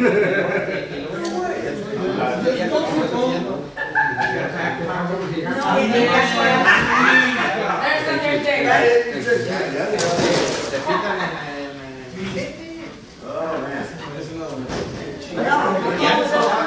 My phone was in here, it's gone. Let me call Delia, let me make sure she understands that we're done. She might be trying to smile. That was another good one. It's good. Watching the whole thing, you know? Yeah, Where do you it go? was really good. Yeah. Yeah, we're done. Oh, that was good. Thank you. Where's the document? Turned out pretty good. Oh, what's this? Yeah, it's too bad we don't get more people to come and see it. At the same time, right? No, that's my life. Someone probably picked it up. Let me call. What's your? I just did. Where did you want? Okay. It was right, I was right Yeah, here. right there now. What color is it? It's black, so right I bet someone picked it up. And the screen is set up like this. I called it off now. TW, I thought the documentary was being shown in here, I don't know. He had a brain. because the screen is in here. The brain fart because the thing was. She says that some people are over Or in somebody takes a life. the hallway or something. It runs to the corner and quite off. There's so many things that's wrong with it. That's why I took my phone out and put it on sidewalk. Off the phone? Pick out the phone. It's on the sidewalk, right in here, and then I'll reach in my back pocket and put it on the sidewalk. It'll still be there. You said it's on site. I literally put it on my back pocket while I was right here. I mean, Yeah. She got the phone on silent too. There's no way to phone. My phone. Dial your phone.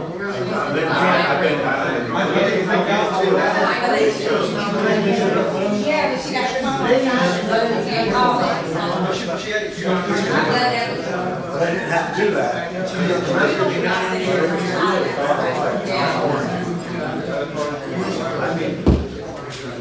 Yeah. After about 2 hours. It's not under that,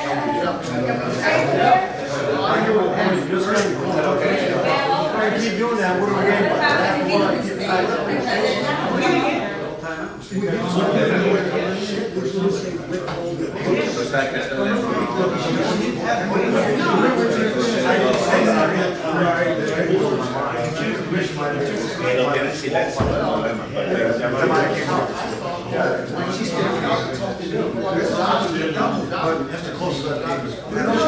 I literally was right here. I turned around, put my phone on silent, and I put it back in my pocket. I swore I thought. I was with him 4 months before he died. And that's not lifeline right there. That's how I make money. We had a guy, we got 340 pounds and 280 pounds, and I have that. It's funny thing, you know, the assignment machine, look you at see what I have extra phone in my purse. That's not it. I make money on my phone. I just got 2 ropes, I needed, I didn't get to the Anything to be in here. That's a good fight. Let me type the 2 ropes up there.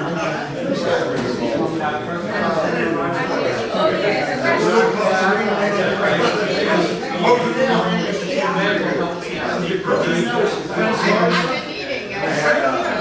I had Aaron, I had Jacob stuff, that took me up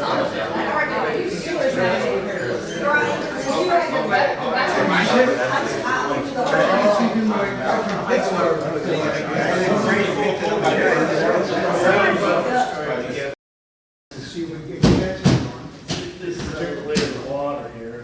Oh. Yeah. That's Chris is there. I gotta put these together. Oh, shit. Hey, what's going on?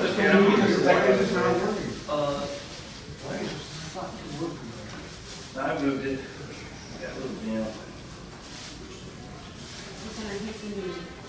Oh, come on.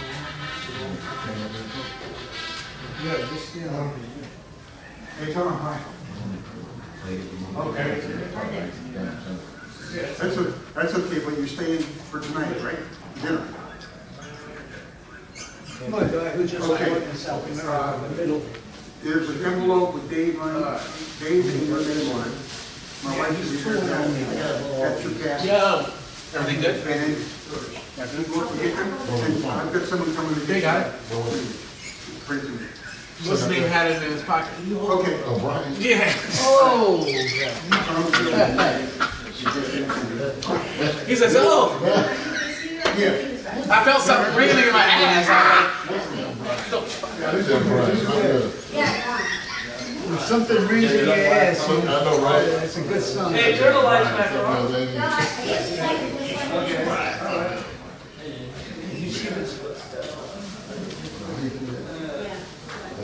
Chip did this. Rodney make it back in, or they stay? Good question. I don't even know the answer to it. Rodney didn't hit me back yesterday. He took my spot.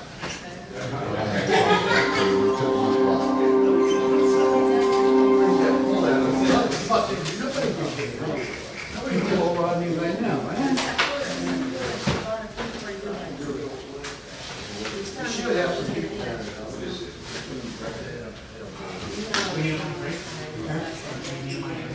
Yeah. I mean, actually, the table would have 3 mics on it. We gotta get a hotel with it. AV guy. Yeah, we need 2 mics, 3 mics on the table here for the panel. We're gonna have a panel over here. Okay. I thought it was on last year, but okay. I have one mic. The one mic we use will be for the MC over here. Okay. And we'll use this, will be my podium, once we're done with the movie, this will be gone, we'll keep this table, I'll use this as the podium. Okay. And the mic will be here. Okay. And then they'll each have a mic. If you can add that, it's not there. Do you need it to be standing up, or do you just want it solo, like you can just hang? You got to stand? Yeah. Okay, do stand, I got a choice either way there. Yeah. Steve, Yes, sir. Christian paid for 3 last year that he didn't get done. So You never got them done? he never got them done. And he has And I know he paid for it. Yeah, he has spoke to Dahlia, but his name wasn't on the list. Okay. Could you help me Do with that on the smart it. Because that is a fact. Yeah, okay. Just let him know. I thought he got them though. No, he didn't. Okay. Yeah, but put these on the cart. Yeah, I'll get him. No, I'll get him. Yeah, he's here. Steve, will I have some help? You guys signed some of these kids. Yeah, that's what we're supposed to have. Yeah, why aren't they here? They're all in. Shit. I had to get all this out of the car by myself, load it up. Got them young kids, them young fighters.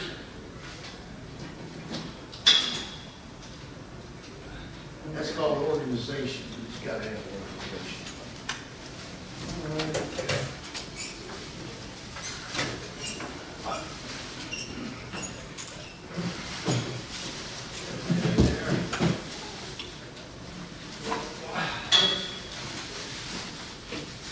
There. Oh, shit. We should turn it off.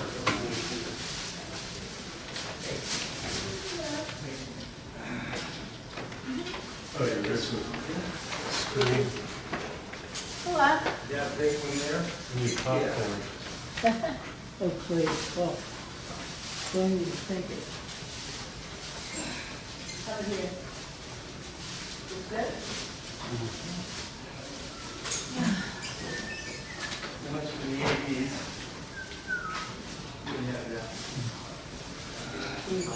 I'll get it. Better bring that over here. I can't see it without. Yeah.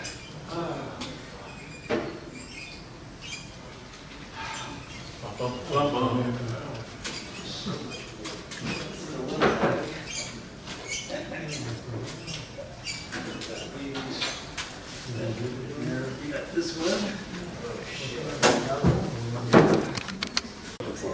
might not have a dynasty, so not only did they win Stanley Cups, people forget they were also MVP. They lost on some team that. So you can understand. Mark Wiseman, by the way, I didn't. Problem kids from school and bring them in the afternoon during the school year.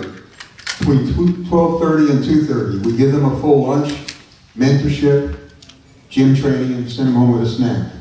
We started with one school and 3 kids. We just finished our 4th year. We have, 268 students from 59 area schools, more than 50 high school graduates, and 5 graduates from technical school. The person who runs that program is right here, Carla. And she's not only just runs that program, she does so much for the gym, runs the amateur program with the matchmaking. And we're so proud to have Carla. You've seen her around. Come on up here, Carla. Just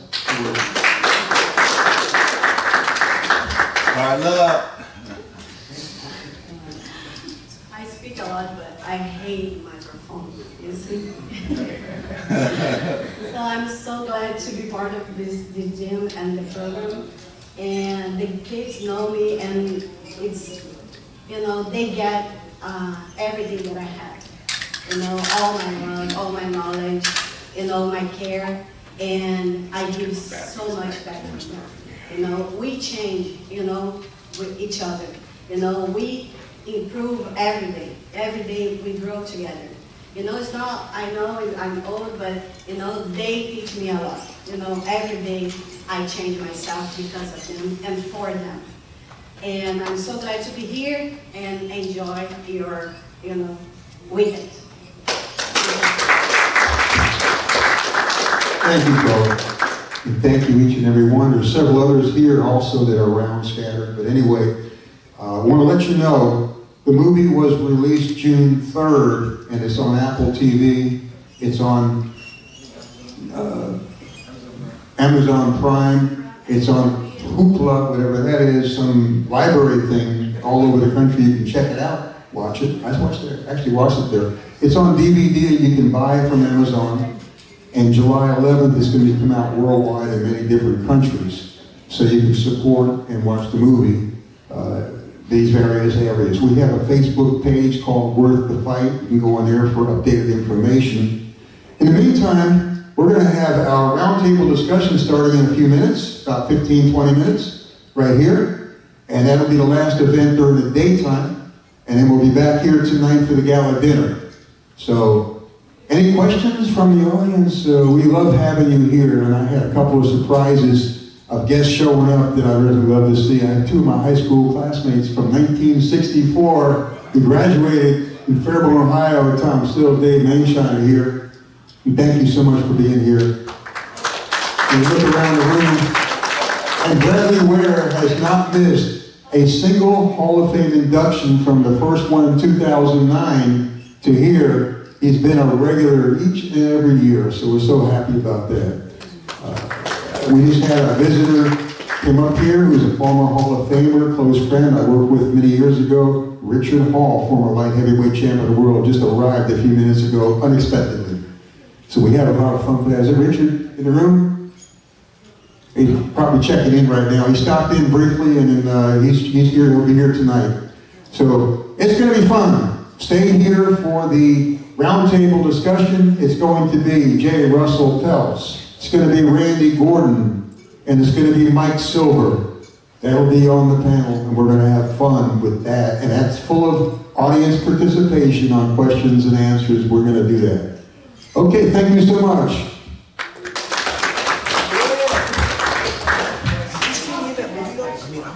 You have a question, Bradley?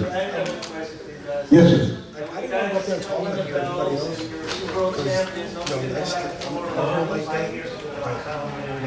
There you go.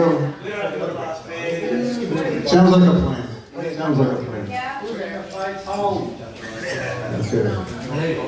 Okay. Thank you.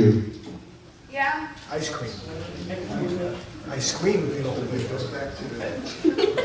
Yeah, but what do you want to do?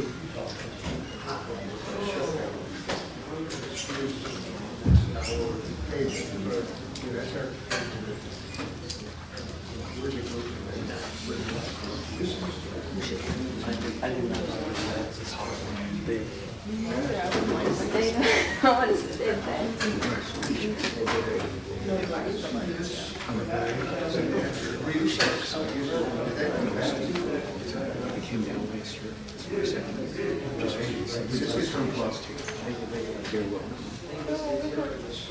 This station.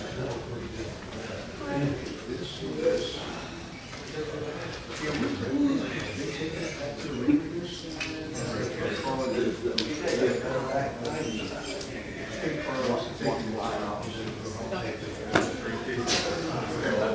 Yeah, it goes into, where is Carlos? She's already on. Okay, see this, to the work, take it to the work, next to the printer. This is all set. I think it must be back here, Chris. Russell, you like? I'm very emotional. I know parts of it is, kid Jason Gann really gets to me, he's the one died of brain cancer. He's the impetus for the membership program 30 years ago, his story. He has a lot of emotional parts, he's got a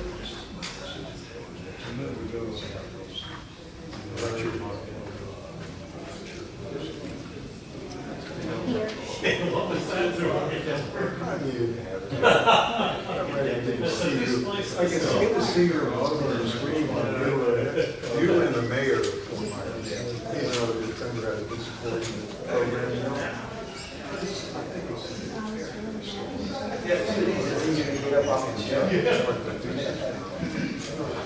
Does the hotel have free Wi-Fi? The hotel has free Wi-Fi? Use this and invite us to that film, Fort Myers Film Festival. And he handed down the book and introduced us to this documentary. And then the next thing, a couple of baseball players that were there, they come over and talk to us, so they're going to come to the kids for inspiration. John thinks he has a chance to win the event. How long is it?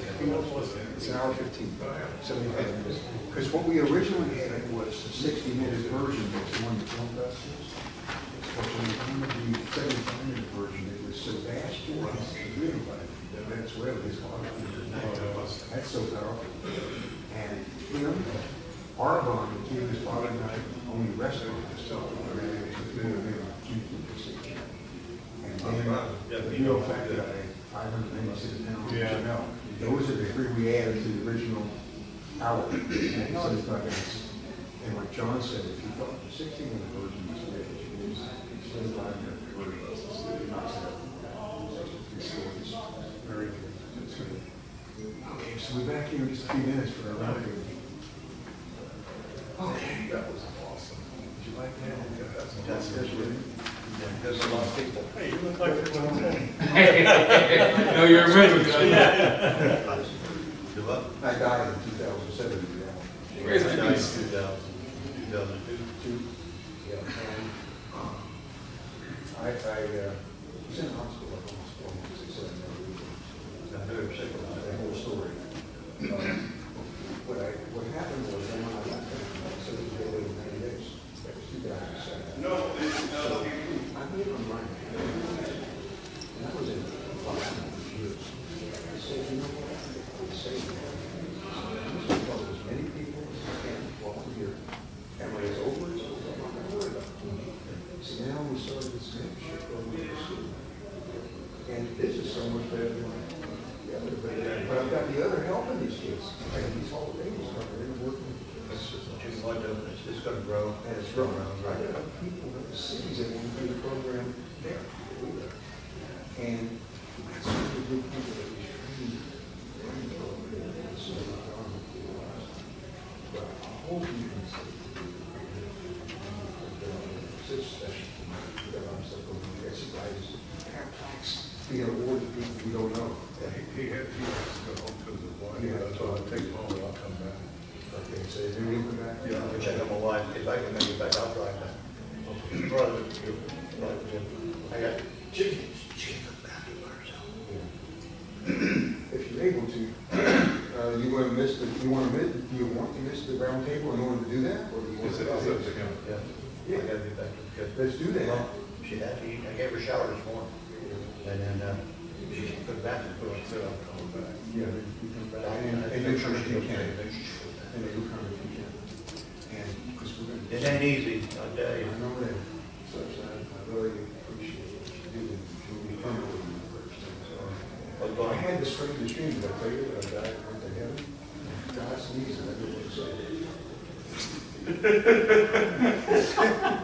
was strange, it was strange. And you know what holy water is, right? Yeah. You know how they make holy water?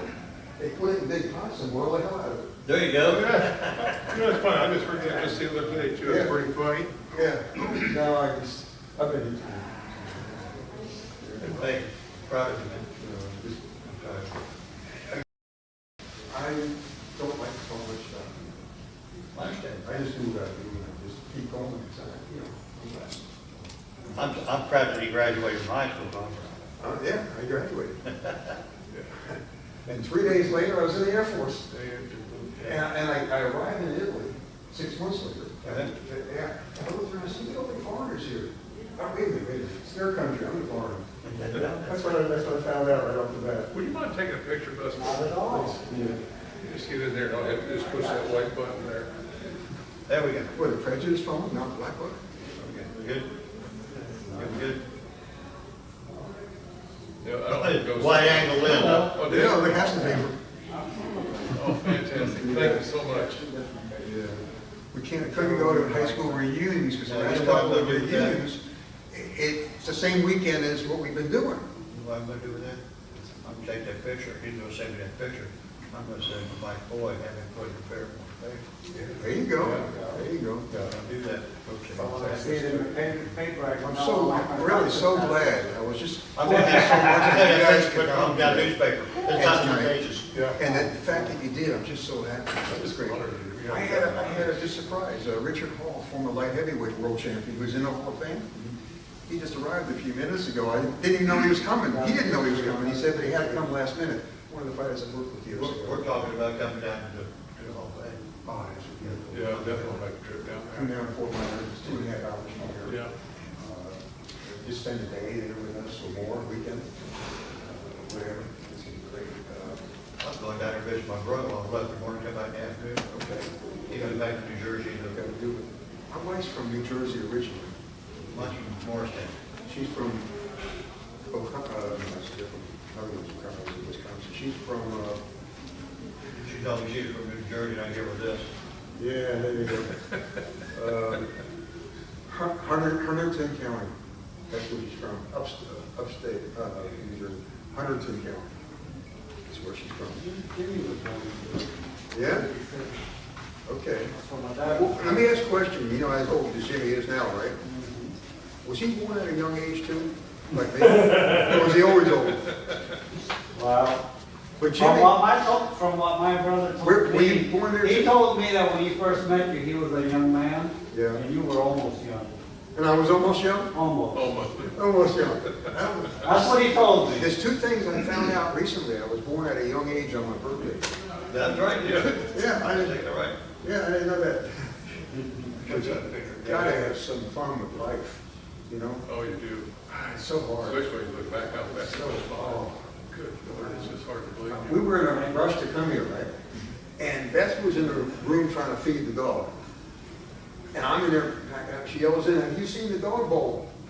I said, I didn't know she knew how to bowl.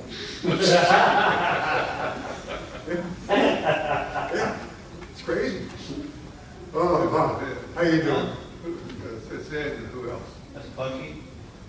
Oh, is it? Oh, yeah. Punky. Yeah, Punky just. Oh, yeah, I know. He just passed away a week ago. Yeah. Yeah, Cloud.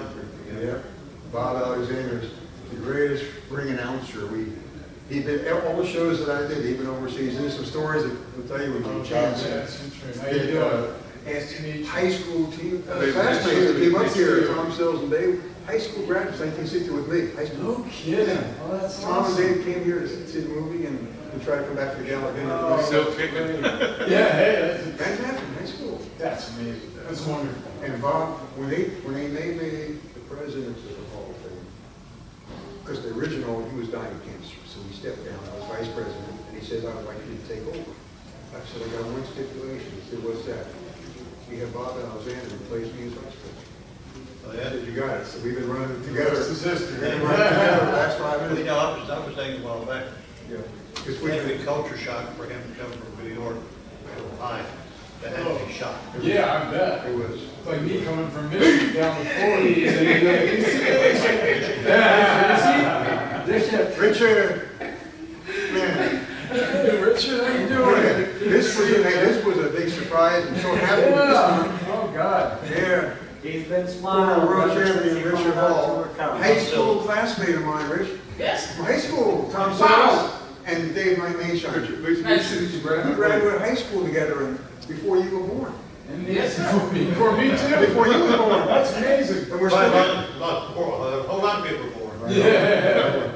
But see, my birth certificate's already expired. I've been on borrowed time, trying to get that renewed.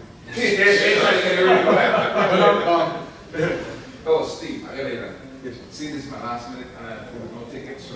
Let's check on Ms. Lee. At the table, you get the tickets last time. Russell. Yeah, yeah. Registration. Yeah. I'll get, cool. yeah, yeah.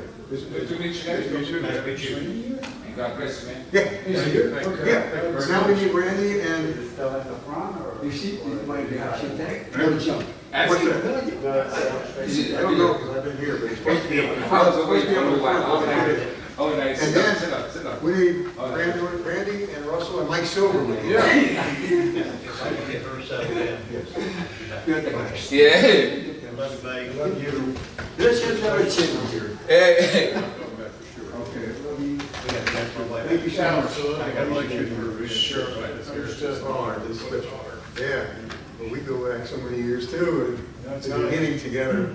Yeah. All these people, Richard, I worked with him years ago. You know what? It's family. I'm really impressed at the people's life you touched. It's been a lot. Very important. It's been a lot. That's very, very important. So what's going to happen is 10 count being done. One of the names, we do that every year, people who passed away, there's 2 10 counts. The gala dinner we do one for those that passed in the sport of boxing.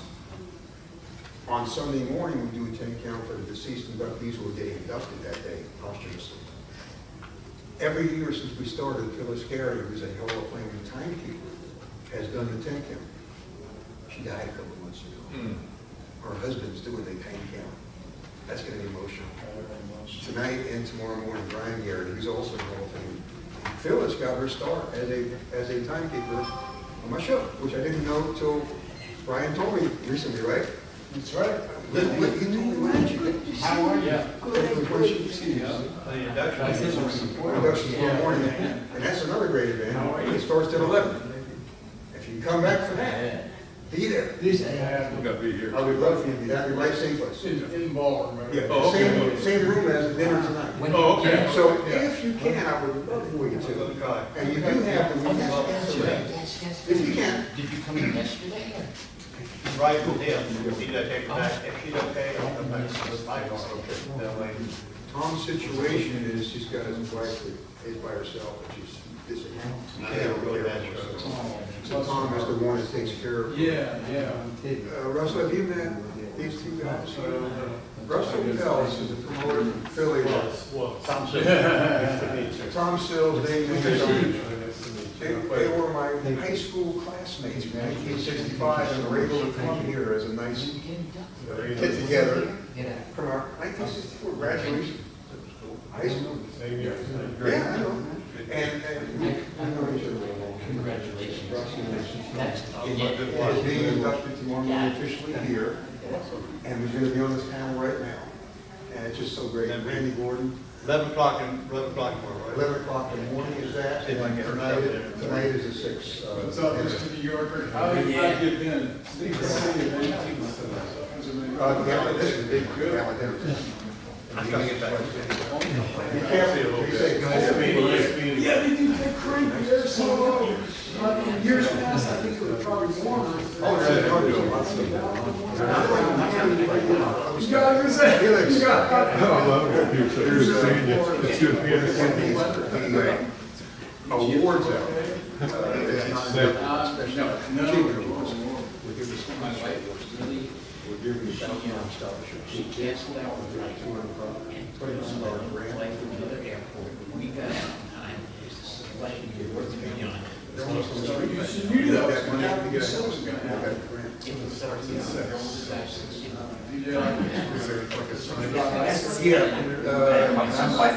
yes and no.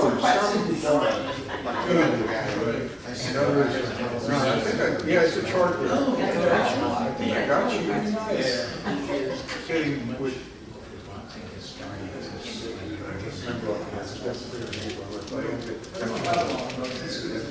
So we're gonna do this right now.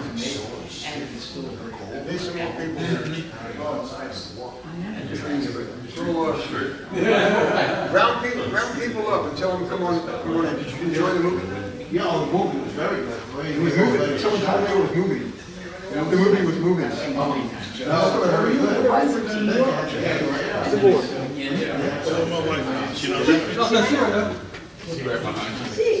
She trying to run away from me. Roundtable. Tell me your son, man. I ain't seen him in a minute. Hey, you got it. How are you, man? What are you doing looking younger every time I see you? Is it you staying the same, you get older, or you get younger? I get already expired. I'm trying to get that renewed. I'm a bar guy. I got a new routine now. What do I do? I get up in the morning and I check this. If it's not, I get up. If it is, I figure one last thing to do. I got you. Hey, I do. Tim Shields, pleased to meet you, sir.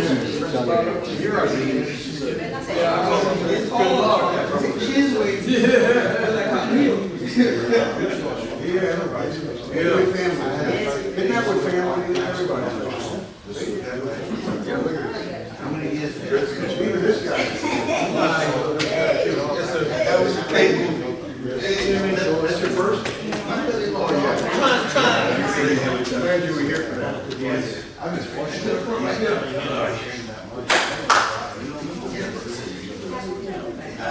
You're right. Like that.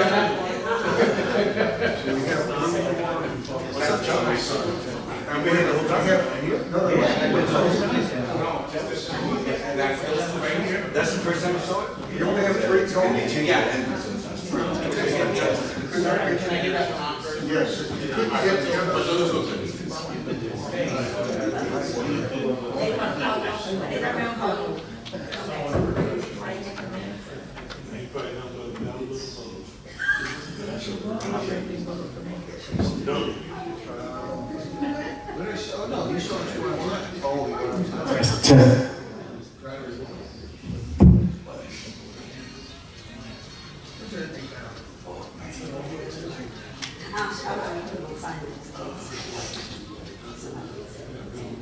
Don't say nothing, I want to get my camera first.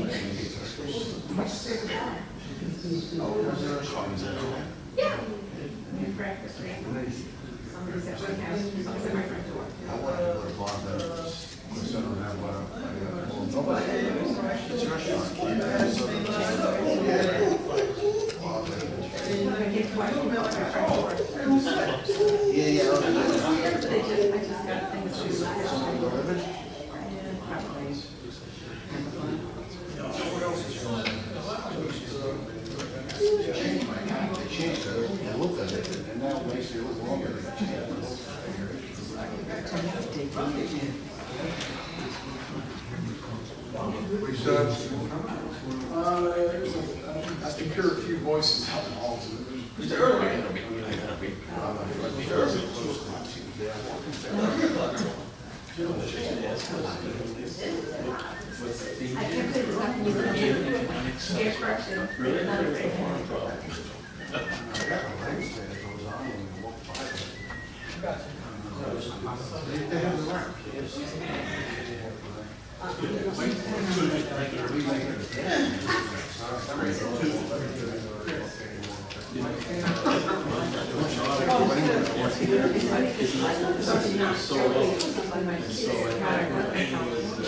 No, man, he wasn't there for that. He wasn't there for that. He wasn't there. Yes, I know it. Yeah, but you didn't know what I was talking about. In the backyard. I'm sorry. I was there for time. Yeah, he was down there with the other people. I heard it. I was there. He heard it now.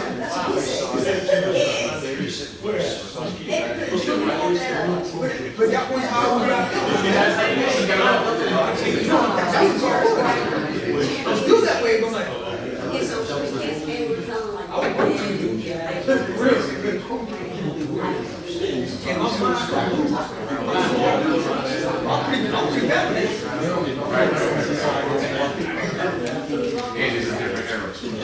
yeah, you don't, you should not.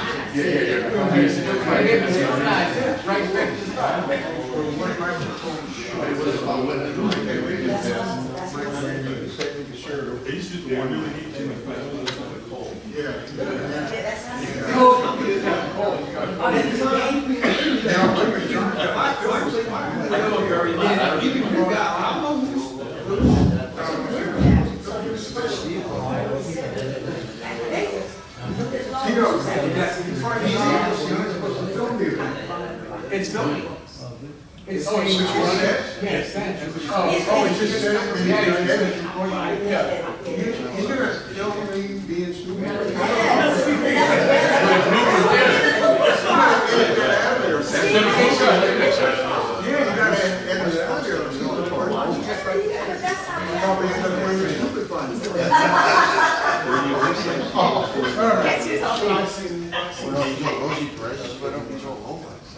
Whoever's doing the advertisements or whatever it's called. Oh, today?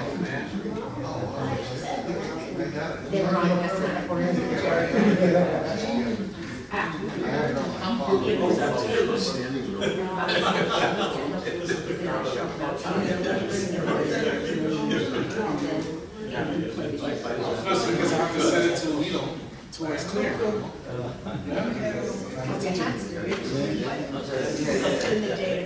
They all come out real nice and black.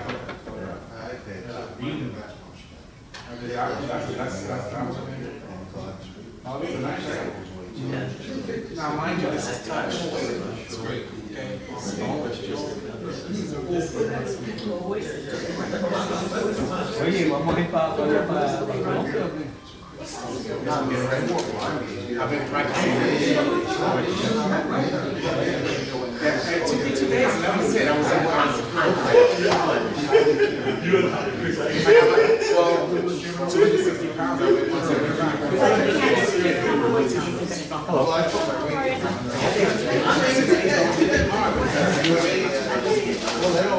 But the kid don't want to listen. He's right here, okay. You know how what's the name? Jose was talking about those.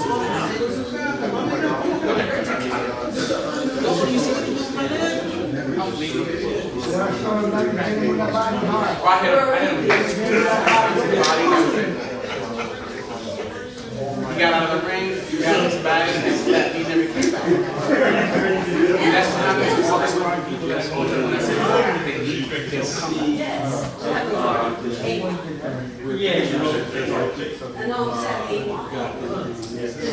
Hi, good afternoon, ladies and gentlemen. We'd like to welcome you to the Florida Boxing Hall of Fame Class of 2025 Induction Weekend event. This is our annual roundtable discussion. Can't call it square table, it just doesn't have the same meaning, so we'll just keep calling it round. One of these years we'll get a round table here. Rectangle, okay, we can do that, that's fine. Here to give you some of their insight on things that are going on in the boxing business. You want to talk about an amazing wealth of boxing talent that's sitting here at this table. Well over 100 years combined boxing experience. So we are very, very happy to welcome. I meant to say Randy was 100 years along. I'm just kidding. Here today with us we have Hall of Fame inductee in the class of 2025, J. Russell Peltz. Also an inductee in the class of 2025, Mike Silver. Our keynote speaker at the gala dinner this evening, the one and only Mr. Randy Gordon. And of course, Class Hall of Fame year 2009, the very first class. He is our Boxing Hall of Fame president and so much more, Mr. Steve Canton. Thank you, Bob. Class of 2010, greatest ring announcer in boxing. We got the greatest family in boxing right here in the room. So many friends, so many great people, all so happy to see everybody, especially at my age. It's good to see anybody. I love the guys on the panel here. We got great J. Russell Peltz, Mike Silver, Randy Gordon. And just for your information, Mike contacted me a while back with his research about my gym, which we started in March 1969 in Cincinnati, Ohio, moved it in 1989 to Fort Myers, Florida. We recently celebrated 36 years in Fort Myers, 56 years altogether, and that is the oldest continuously open boxing gym in history in the world by one owner. And the only thing I knew about when he said, what does that mean? It means I'm very old. Thank you. We'll start out with a question here, and also, as we get going, we want audience participation, so we'll pass the mic around too for questions from the audience, or answers or comments. So it's going to be a fun time here. This is our last event today, during the daytime, before our gala dinner tonight at 6, okay?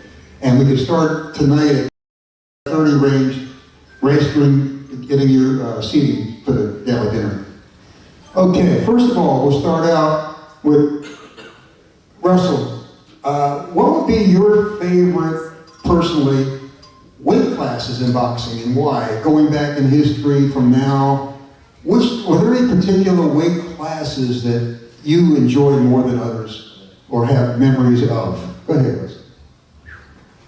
Memories, I got plenty, but no particular weight class. Anytime there's a competitive fight, I'm on it. There was no better thrill as a promoter when you're watching a fight and the people are standing and applauding for something that you helped to create. You're not in the ring, but you're the guy who helped put it together. That to me doesn't matter what weight class it is, any weight class. Personally, I never had a whole lot of luck with heavyweights. Whenever I would promote a heavyweight fight, it wasn't the greatest fight of all. But no particular weight class. Mike, what about Mike? What's your thoughts? Well, there's so many great fighters in every weight class. So the only way to figure that out is this working? Mm-hmm. It's on. Is it on? I can hear you. Testing? No, it's not working. You guys, I talk loud anyway. I forgot what I was going to say. I was going to make a great point, and I got distracted. And I don't know what this happens to me all the time. What the hell was I talking about? I think, if you were to say there were so many great fights in every division, I would have to think of all the great fights I saw, make a list, and the division that had the most fights that I enjoyed watching, maybe that's the winner, okay? But you can't say because, as Russ said, look, I remember when I was 16, 17 years old, I was training, I had a trainer, I had a couple of amateur fights, and I asked my trainer, I said, I want to go into the Golden Gloves. I want to go into, and he said, well, you're middleweight. That's first off, that's the toughest division. And I think at that time, only until people started maybe growing a little heavier or whatever, but he said, plus, there's a lot of ringers in the Golden Gloves, in New York Golden Gloves. Guys who go in as sub-novice, who have like 30, 40 bootleg fights, and they go in as sub-novice, and it's wrong, but that used to happen. But if you ask me, at the time, the middleweight division is the toughest division. The reason being that they can have the speed of a lightweight and the power to knock out a heavyweight. So you have a terrific combination of speed and power. You know, the featherweights, lightweights, they're great power, but they have speed. But they couldn't knock out a heavyweight. There have been middleweights in boxing history that are capable of knocking out heavyweights. So I'd say the middleweight division is the toughest division. In boxing, the height of its popularity during the golden age, I would say probably the lightweight, my favorite divisions are the lightweight and the middleweight division. And the heavyweight, you have some spectacles, but as Russ said, I've seen heavyweight, you don't see it much, but I've seen cards, boxing cards, all heavyweight boxing cards. You want to fall asleep? Go to an all heavyweight boxing card. Guaranteed, where there might be one fight that's a little exciting, but most of the fights will be hug fests and big slow. That's the way it used to be. And it's never smart, I think, to have an all heavyweight card. That's my opinion.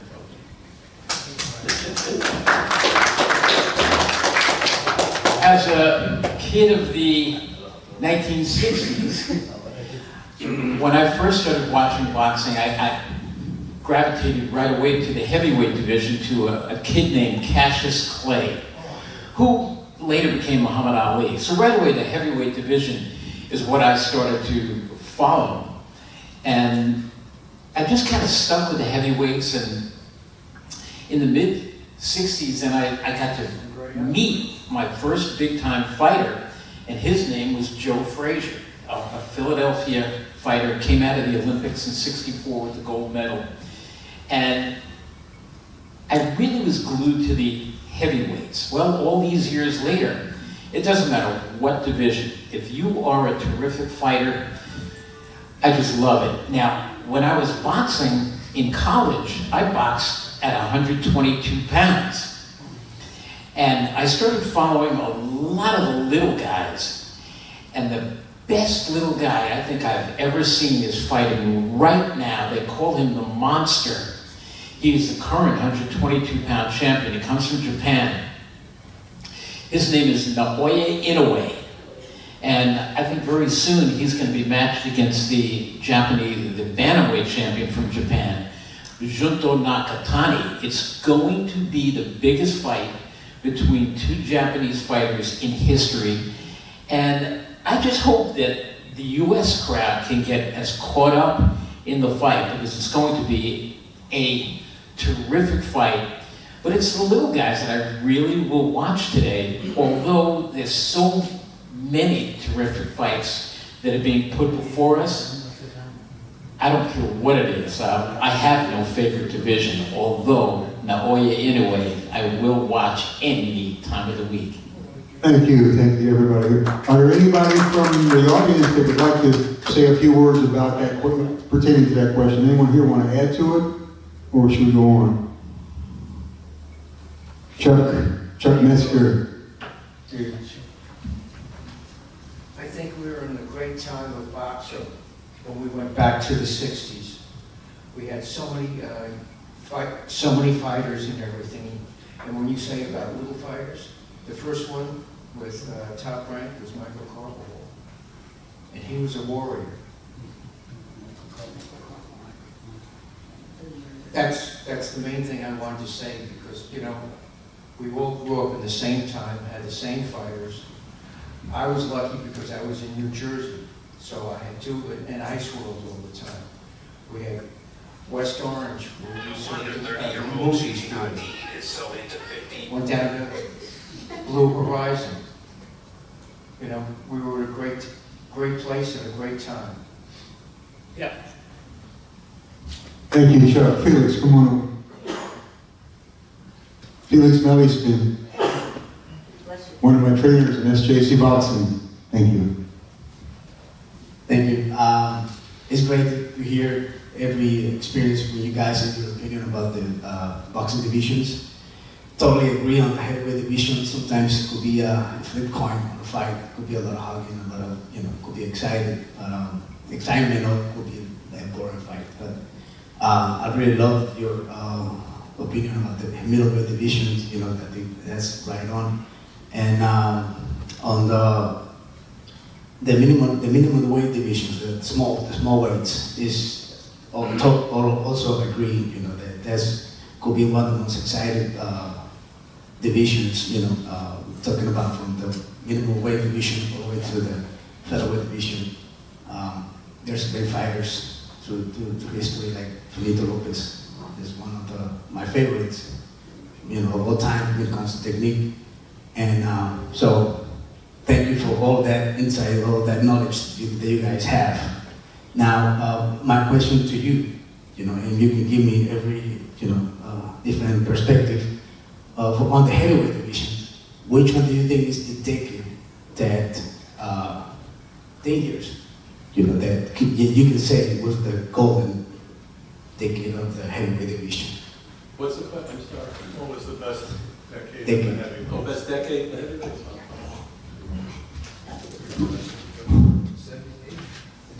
It would have to be the decade of the 70s with Frazier and Ali and Bonavena and Quarry and Mathis and Lyle and Shavers and Ellis. And, I'm sure I'm missing a half a dozen. Mac Foster, Foreman, Shabbat. I mean, Patterson was still, well, yeah, Patterson was still around.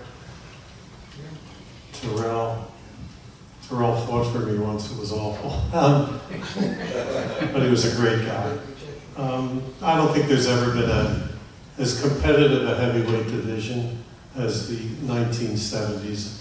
I'd be shocked if these guys disagree. I disagree. No.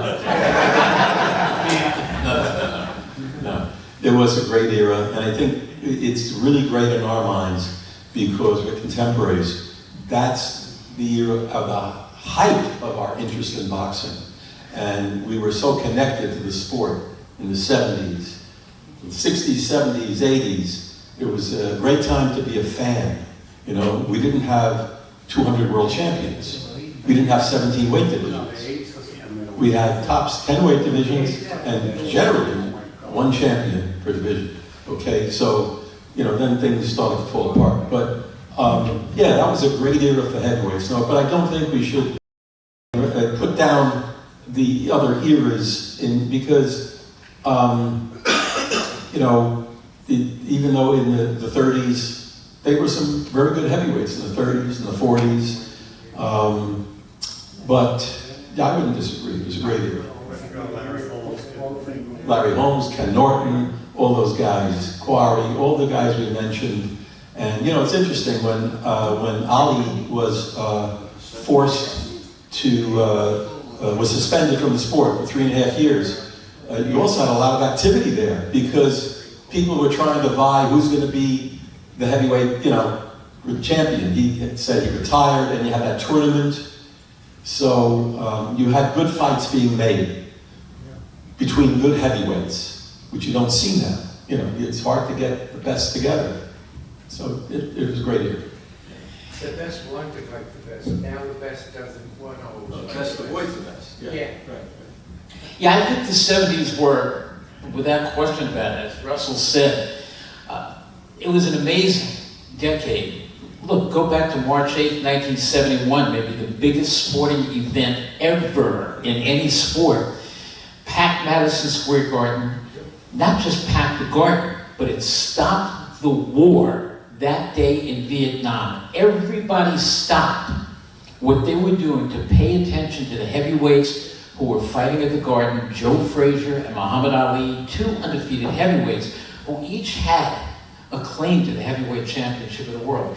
And throughout the 70s, we were given one incredible heavyweight match after another, even if they were kind of silly, or if you remember, and if you haven't seen it, go to YouTube later and look up George Foreman against Ron Lyle, where they knocked each other down and up and back and forth. It was an amazing fight. And of course, the thriller in Manila. There was no decade like the 1970s for the heavyweight division. I just wish we could have that again. We do have some pretty decent heavyweights out there, but the 70s, there's nothing like the 70s. Hello. I got to tell you this story. It's in my book. It's about the Ali Frazier fight, the first one. I'd been in business about a year and a half. I was 23 or 22. And Frazier had gone away to the Catskills to train. But the snow was so bad, he couldn't do road work. So he came back to Philly and trained in his gym on North Broad Street. And his son Marvis would take $2. He was at the door. Anybody who wanted to go in and watch him train. So I go in there one day, and Yank Durham, his manager trainer, calls me aside. He had 20 complimentary tickets for the fight. Now, Frazier was getting $2.5 million, and Yank wanted to make some money on the side. So he gave me the tickets to sell. And he said, whatever you sell over the price, we'll split the cash.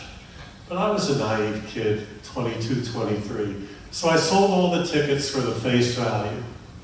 One of the tickets was a front row ticket, $150. Now, I was making about $4,000 or $5,000 a year. I didn't know what to do with the ticket. Eventually, I sold it to a guy who ran a bar in South Philly and used to hustle tickets for me.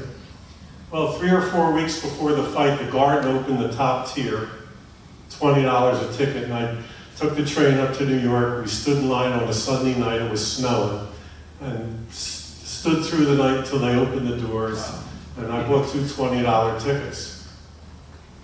So I get to New York the night of the fight, and I'm upstairs in the $20 tickets, the top row, and I got my binoculars on. And I find my friend who's sitting on the front row with Diana Ross, Aretha Franklin, Kurt Lancaster, Frank Sinatra, Bob Dylan, Sammy Davis. I said, excuse me, you gotta be the biggest putz that ever lived. It could have been you down there. Great story, Russell, great. You know, how many people here were at the fight, in addition to Russ? I was at the fight, but I didn't have the connections that Russ had. So what they did, I remember this, because everybody, you know, when that fight was, so they made an announcement when the fight was, that they weren't going to sell, I didn't know about that selling the $20, but they weren't going to sell tickets. They said, we're not going to sell tickets like normally, go up to the window, we're going to have a lottery. You mail in your request for tickets, and first come, first serve. And so I quickly, you know, mailed in my check, and I said, like, 2 $40 tickets. That's what I was only making about $4,000. So 2 $40 tickets, and I got them back. I got back the $40 tickets, and there was, you know, a championship fight, unless you've experienced it, that's anticipated, there's electricity there that you can't even imagine it. You're so excited, to, you know, the anticipation for that fight. And I remember, I didn't go in to watch the preliminaries. I stayed in the lobby. I wanted to see all the movie stars. I wanted to just get that experience. And I did. And then finally I see the movies, you know, Diana Ross, Frank Sinatra, and I'm saying, all right, and I see one guy coming at the end. I see another guy, and it was Kurt Jurgens. Anybody know who Kurt Jurgens is? He's an actor. He's a German actor. He's in a lot of films. I remember him. I'm a film buff also. So I was with my brother, and I said, Kurt Jurgens, that's the kitchen sink. Let's go in. So we went in to see the fight. And with my binoculars, and you saw the movie stars, it was an event like nothing else. It really was. And the other ticket I had, which I left it at the hotel for a barmaid who worked at the bar for the guy who had the $150 ticket. She never showed up. And when I went back to the hotel, I never even thought to ask for that unsold mint ticket, which has to be worth, an unsold mint ticket from Ali Frazier. It's got to be worth 50 grand today. Where are you going to find one? More. More. I say it's worth more. Probably, yeah.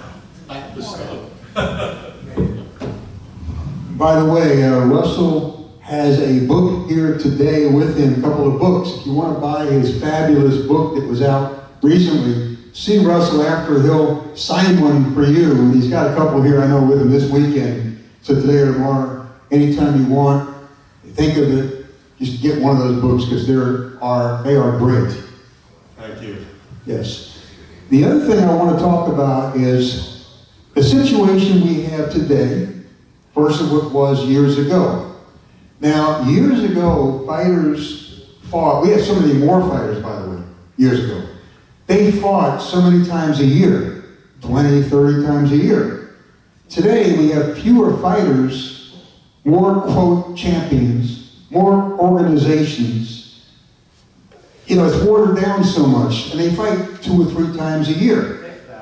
Okay, my thoughts are that it's actually impossible for a fighter today, in my opinion, to be called an all-time great because they don't have an opportunity to become an all-time great.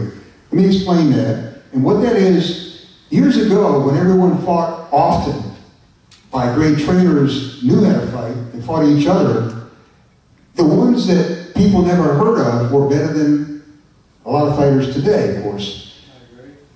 A fighter who doesn't have someone else who's that good to build his record against and doesn't have the experience of fighting, you know, some of these guys' career is what these guys fought in 1 or 2 years. So how can someone become great today if you don't really have the opportunity to fight? You don't have the training of the old days, and you don't have the competition within the ring that you had. Let's carry that forward and discuss everyone else's thoughts as how can someone today be an all-time great when there's no, quote, all-time greats to compete against? I mean, you can have a great fighter, a very good fighter today, but how many others in that weight class are there for him to show how great he really is? I mean, I can knock off 20, 30 wins, and all of a sudden I'm an undefeated all-time great. No, because all the people you fought were okay fighters. And as these guys on the panel talked about the 1970s, there was a whole host of great fighters they had to fight back then. What are your thoughts on that discussion among the 3 of you? And we'll get the crowd involved with that. Well, this is a theme I've written about so many times. In fact, my first book, The Art of Boxing, basically is a comparison of the modern day fighters versus what's considered the golden age or the old timers, and I compare them. But it's the answer is simple basically. Take any profession, take a surgeon, okay? You have to go in for, God forbid, the heart surgery or something, and you have a choice between a surgeon he's done a dozen operations a year, okay? And then there's the other surgeon who has done 300 surgeries per year, has a very good record, okay? And choose, well, you figure go with the more experienced one. No matter what the profession is, you build on experience. And the other thing you build on is good teachers. You must have good teachers. And that's another thing that's missing is not that there were loads of great trainers years ago, but there were very good trainers who really knew the sport, knew how to develop a fighter. The other thing is a lot of fighters today are coming out of the amateurs with 200, 300 amateur fights. Some of them are outstanding. And they would have been great prospects in the 20s, the 30s, the 50s, the 70s. These are guys who are very talented. But the step from great amateur to great professional, there was a delineation years ago, okay? Because you had to proceed against the type of competition that was inundating the sport at that time. Now you win an amateur title, you're very good, and you win a professional title after 7, 8, 10 fights. And then you have 2, 3 fights a year. You're never going to get the type of seasoning, just perfecting the type of nuance that the old-timers had as professionals. These are good fighters, but it's not the same. And it's like in even you got a bricklayer, twice a year, you get a bricklayer who's very experienced, he can do it very quicker, he's neater. Any profession, you've got to have the experience and the teachers, and that's what's missing. Not that there aren't great prospects. some very good points. I can't, as a boxing historian, and I want to just, Ron McNair is sitting over there. Say hello to him. He's the president of Ring 8, who's as big a historian as I know. And Ron and I can sit around and talk about the old-time fighters. And Ron, you know, and all of you, back in the 80s, there was a young heavyweight who came up, and I was ringside for his first 19 fights in his first year. Name is Mike Tyson. You will not see that today. Guys fight 2 or 3 times a year. Some of them just made the all-time greats. The 115-pound champion, Jesse Bam Rodriguez, is amazing. He will fight 4 times a year. The guy I was talking about before from Japan will fight 3, maybe 4 times in a year in a way. And I think he's as good as anybody maybe who's ever fought around that weight class. So, and Lomachenko, who just retired, he's retired with about 20 fights. And you may think I'm nuts about this, but I think that as a featherweight, if Lomachenko had fought the likes of a Willie Pett might have had the fight of his life. That's how good Lomachenko. But every once in a while, you do get the Lomachenkos and the Bam Rodriguez and the Inoues. For the most part, guys don't fight enough. And I really would like, I'm working with a heavyweight who we're trying to get as many fights as possible. But in the world of boxing today, with all the networks gone and everything has gone to the streaming services, it's become very, very difficult to make one fight after another for your fighter. So I think we just have to accept the fact that guys are not going to be fighting 10, 15, 20 times a year anymore, that they're going to fight 2 or 3 times a year, and we're going to have to look at them on face value on what they're giving us. And if we want to call them all-time greats, call them an all-time great. I'm not going to say anything about that. It is the way it is, Russell. Couple things. First of all, I never rate a fighter until his career is over. If Mike Tyson had retired after knocking out Michael Spinks in 1 round, he'd be on the Mount Rushmore of fighters. Number 2, those of you who follow golf or tennis, if Tiger Woods only played once or twice a year, what kind of following would he have? If Djokovic only played Federer once a year, how excited could people get? 95% of the money in boxing today is being generated by 5% of the people. The other 95% of the people in boxing are generating 5% of the money. We're all smarter today than we were 10 years ago because of experience. If a kid today is ranked number 4 in the world and his record is 14-1, how does he compare to a middleweight of the 60s like Henry Hank, whose record at the time might have been 45-6 or 45-10? Experience alone made those guys better.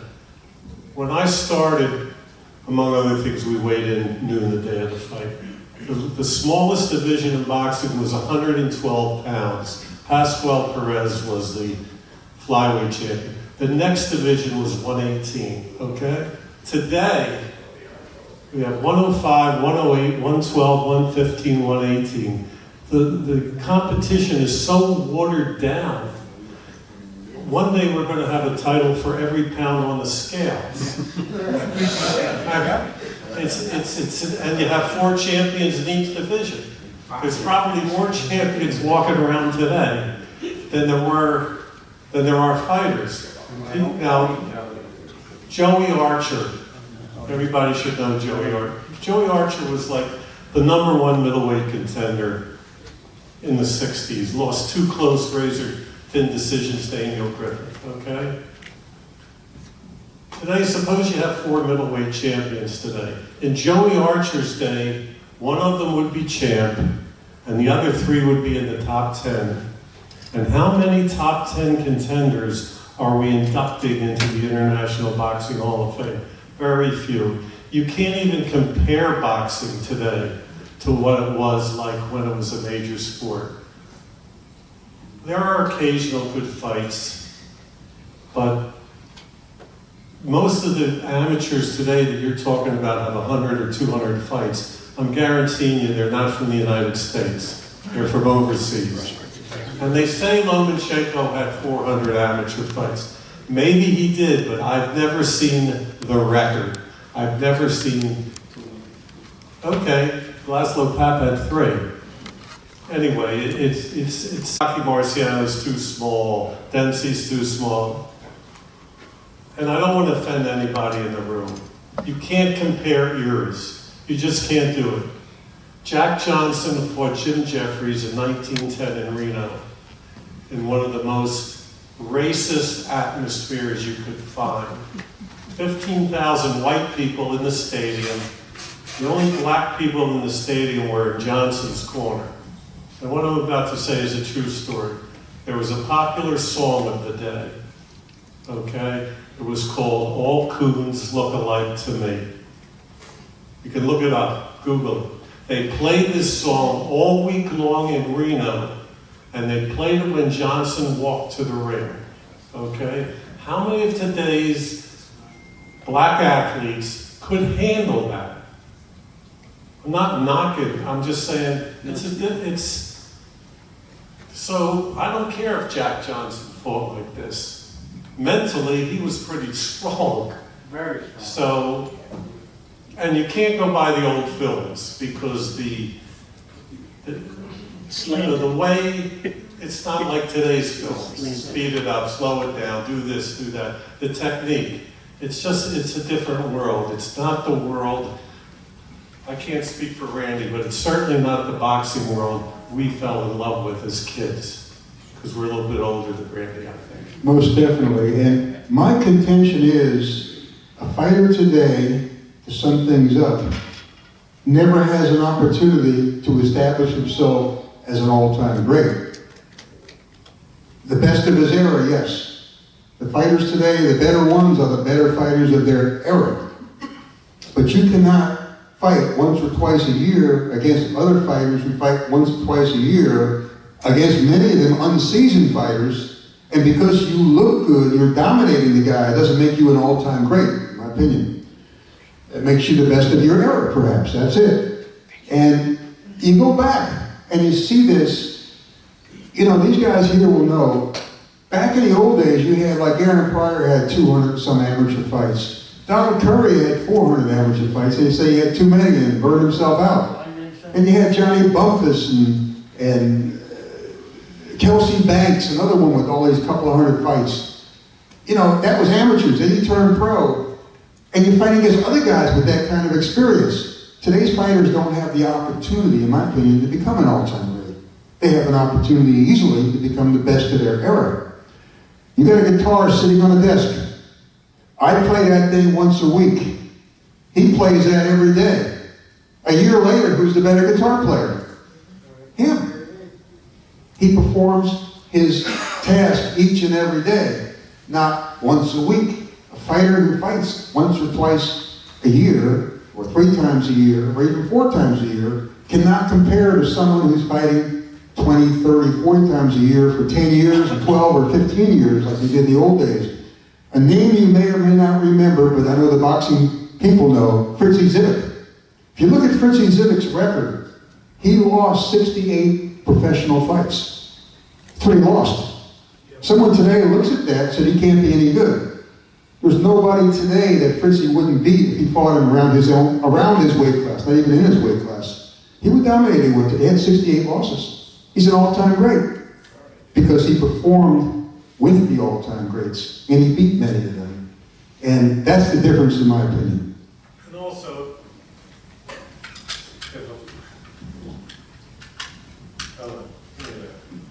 hello. If a fighter is making $10 or $15 million for a fight, what's his incentive to get back in the gym the next day? Right. You know, Lennox Lewis would walk through John. Remember John? You know about John L. Sullivan. Lennox Lewis 6'7". He would destroy John O'Sullivan. So I say to someone, when are they fighting? Are they fighting in 2006 or are they fighting in 1890? And if they're fighting in 1890, how does Lennox Lewis get to the fight? He has to take a train and he has to go out to the countryside. And he knows that John O'Sullivan could throw him down, and that's the end of the round. It's just, so I see these comparisons. Rocky Marciano is too small. To me, pound for pound means if everybody's the same size, who wins? That's my definition of pound for pound. So if Rocky Marciano and Lennox Lewis are the same size, who wins? Because if Lennox Lewis had been born when Rocky Marciano was born, he wouldn't be 6'7". We didn't have talented athletes that height, certainly not in boxing back in those days. So these comparisons of boxers from different decades, I mean, it's a lot of fun on Facebook, but in reality, it makes no sense. Could Babe Ruth hit Bob Gibson? I don't know if Babe Ruth could hit Bob Gibson's fastball or Sandy Koufax's fastball, but it was a different time. Chris, come on up here for a second. You got something to say too. Chris Young. I was trying to hit every point that I heard up here about the different eras. Back in the day, the fighters, people who normally box come from poverty backgrounds, low class, and so they had to fight. You see what I'm saying? They had to fight, and they fight so they can eat. And today's been a little bit different because, as you know, after the Olympics, in the 90s, everything sort of dropped. And the same hunger, the same drive is not that no more. But I just think there's a lot of blame to go around because back in the day, you didn't have to be a boxing fan. You knew who Joe Louis was. You know who Muhammad Ali was. You knew who Mike Tyson was. You didn't have to be a boxing fan. You ask a fan now who the heavyweight champion, they may look at you sideways. And I also think that we sort of decrease the amount of what we show on TV because some people got greedy. We wouldn't call it certain HBO, Showtime, not blaming anybody. But when we start putting everything on pay-per-view, who's going to spend the $50, $60, now $100 to watch that fight? Now everybody's streaming things on their Fire Stick. So I just think that in the beginning of a lot of the young careers, they fight 4, 5, 6 times. Once they get those big contracts, and whoever the promoter is, if they decide to fight them once or twice a year, it's like, what do we do?